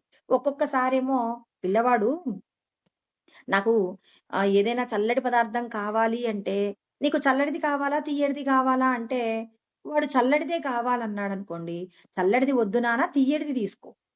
తియ్యటిది అన్నప్పుడు మనం వాడికి ఏదో ఒక మంచి మధుర పదార్థం పెట్టి, ఇక్కడ ఏం చేసాం? ప్రత్యాహారం ఇచ్చాం. ఇప్పుడు వాడు లేదు లేదు నాకు మధుర పదార్థం వద్దు, నాకు చల్లటిదే కావాలి అన్నప్పుడు మనం ఏం చేస్తాము అనంటే సమాధానం చెప్తాం. "నువ్విది తింటే చల్లటివి తింటే నీ శరీరానికి అనారోగ్యం వస్తుంది." అనారోగ్యం వస్తే డాక్టర్ గారు వేసే ఇంజెక్షన్లు చాలా ఎక్కువగా ఉంటాయి. అది చాలా నొప్పి కలుగుతుంది కాబట్టి నువ్వేం చేస్తావు? ఇప్పుడు ఆ పదార్థాన్ని నువ్వు తింటే నీకు ఇబ్బంది కలుగుతుందని ఒకసారేమో ప్రత్యాహారాన్ని పెట్టాం. అంటే ఒక పదార్థానికి బదులుగా ఇంకొక పదార్థాన్ని పెట్టాం. లడ్డు అడిగితే వాడికి పడేటటువంటి పదార్థం లడ్డు శనగపిండి గ్యాస్ ఉంటుందని చెప్పేసి వాడికది పడదు. అప్పుడు మనం ఏం చేసాం? రవ్వ లడ్డూనో, ఇంకేదో రవ్వ కేసరో ఏదో పెట్టాం. ఇక్కడేం చేసాం? ప్రత్యాహారం పెట్టాం. ఇక్కడ సమాధానం ఏంటి? అది తినకూడదు అన్నప్పుడు దాన్ని విచారణ ద్వారా వాడికి అర్థమయ్యేలాగా చేసాం. ఇదేనండి మనందరికీ అన్నీ తెలుసు. మన మనస్సు కూడా ఏదైనా అడిగితే, అడిగినప్పుడు కొన్నింటికి మనం ఏం చేయాలి? ఆహారాన్ని ప్రత్యాహారాన్ని పెడుతుండాలి. కొన్నింటికి మనం ఏం చేయాలి? భగవంతుడు చెప్పినటువంటి జ్ఞానంతోనే మనకి ఇవన్నీ వస్తాయి. ఒక్కొక్కటిగా దానికి సమాధానం చెప్తూ ఉన్నప్పుడు, అప్పుడు ఏమవుతుంది? మన మనస్సు మన మాట వింటుంది. అందుకే ఇక్కడ కృష్ణ పరమాత్మ ఏమంటున్నారు? 2 కూడా ఉండాలి. నిష్కామ కర్మ చెయ్యాలంటే ప్రతి విషయం గురించిన ఈ సమాధానం ఉండాలండి. ఫలితాన్ని ఈశ్వరుడికి సమర్పణ చెయ్యమంటే మన మనసు అంగీకరించదు. ఎందుకు? నేనెందుకు అవతలి వాళ్ళకు దానం చేసి, నేను మన సంపదను ఎందుకు పోగొట్టాలి అని చెప్పి మన మనస్సు ఎదురు తిరుగుతుంది. ఎదురు తిరిగిన మనస్సుకు జ్ఞానంతో సమాధానం చెప్పాలి. జ్ఞానం ఉన్న వాళ్ళు సాధన చేసేటప్పుడు ఎవరైనా ఏం చేయాలి? జ్ఞానం ఉన్న వాళ్ళు సేవ చేయడంలో నిష్ణాతులవ్వాలి. సేవ చేస్తున్న వాళ్ళు జ్ఞానాన్ని తెలుసుకొని కర్మ చేయాలి. ఇలా ఎవరైతే నిష్కామ కర్మ ఫలాన్ని ఈశ్వరుడికి సమర్పణ చేసి కర్మ చేస్తారో ఆ కర్మయే మిమ్మల్ని ఉద్ధరిస్తుందని చెప్పేసి కృష్ణ పరమాత్మ చెప్పారు. ప్రతి ఒక్కరూ కర్మ చేయకుండా ఉండలేరనే సత్యాన్ని కూడా కృష్ణ పరమాత్మ చెప్తారు. త్రిగుణాల మాయ చేత ప్రతి ఒక్కరూ కూడా కర్మ చేస్తూ ఉంటారు. కర్మ చెయ్యకుండా ఈ లోకంలో ఎవరూ ఉండలేరనే సత్యం తర్వాత శ్లోకంలో చెప్పబోతున్నారండి. దాని గురించి మళ్ళీ రేపు తెలుసుకుందాం. ఓం సహనావవతు సహనౌ భునక్తు సహ వీర్యం కరవావహై తేజస్వినావధీతమస్తు మా విద్విషావహై. ఓం శాంతి శాంతి శాంతి. ఓం ఆప్యాయంతు మమాంగాని వాక్ ప్రాణచక్షుః శ్రోత్రమతో బలమింద్రియాణి చ సర్వాణి సర్వం బ్రహ్మోపనిషదం మా అహం బ్రహ్మ నిరాకుర్యాం మా బ్రహ్మ నిరాకరణోద నిరాకరణమస్వ నిరాకరణం మే అస్తు. తదాత్మని నిరతేయా ఉపనిషత్సు ధర్మాస్తే మయి సంతు తే మయి సంతు. ఓం శాంతి శాంతి శాంతి. హరి ఓం. స్వస్తి.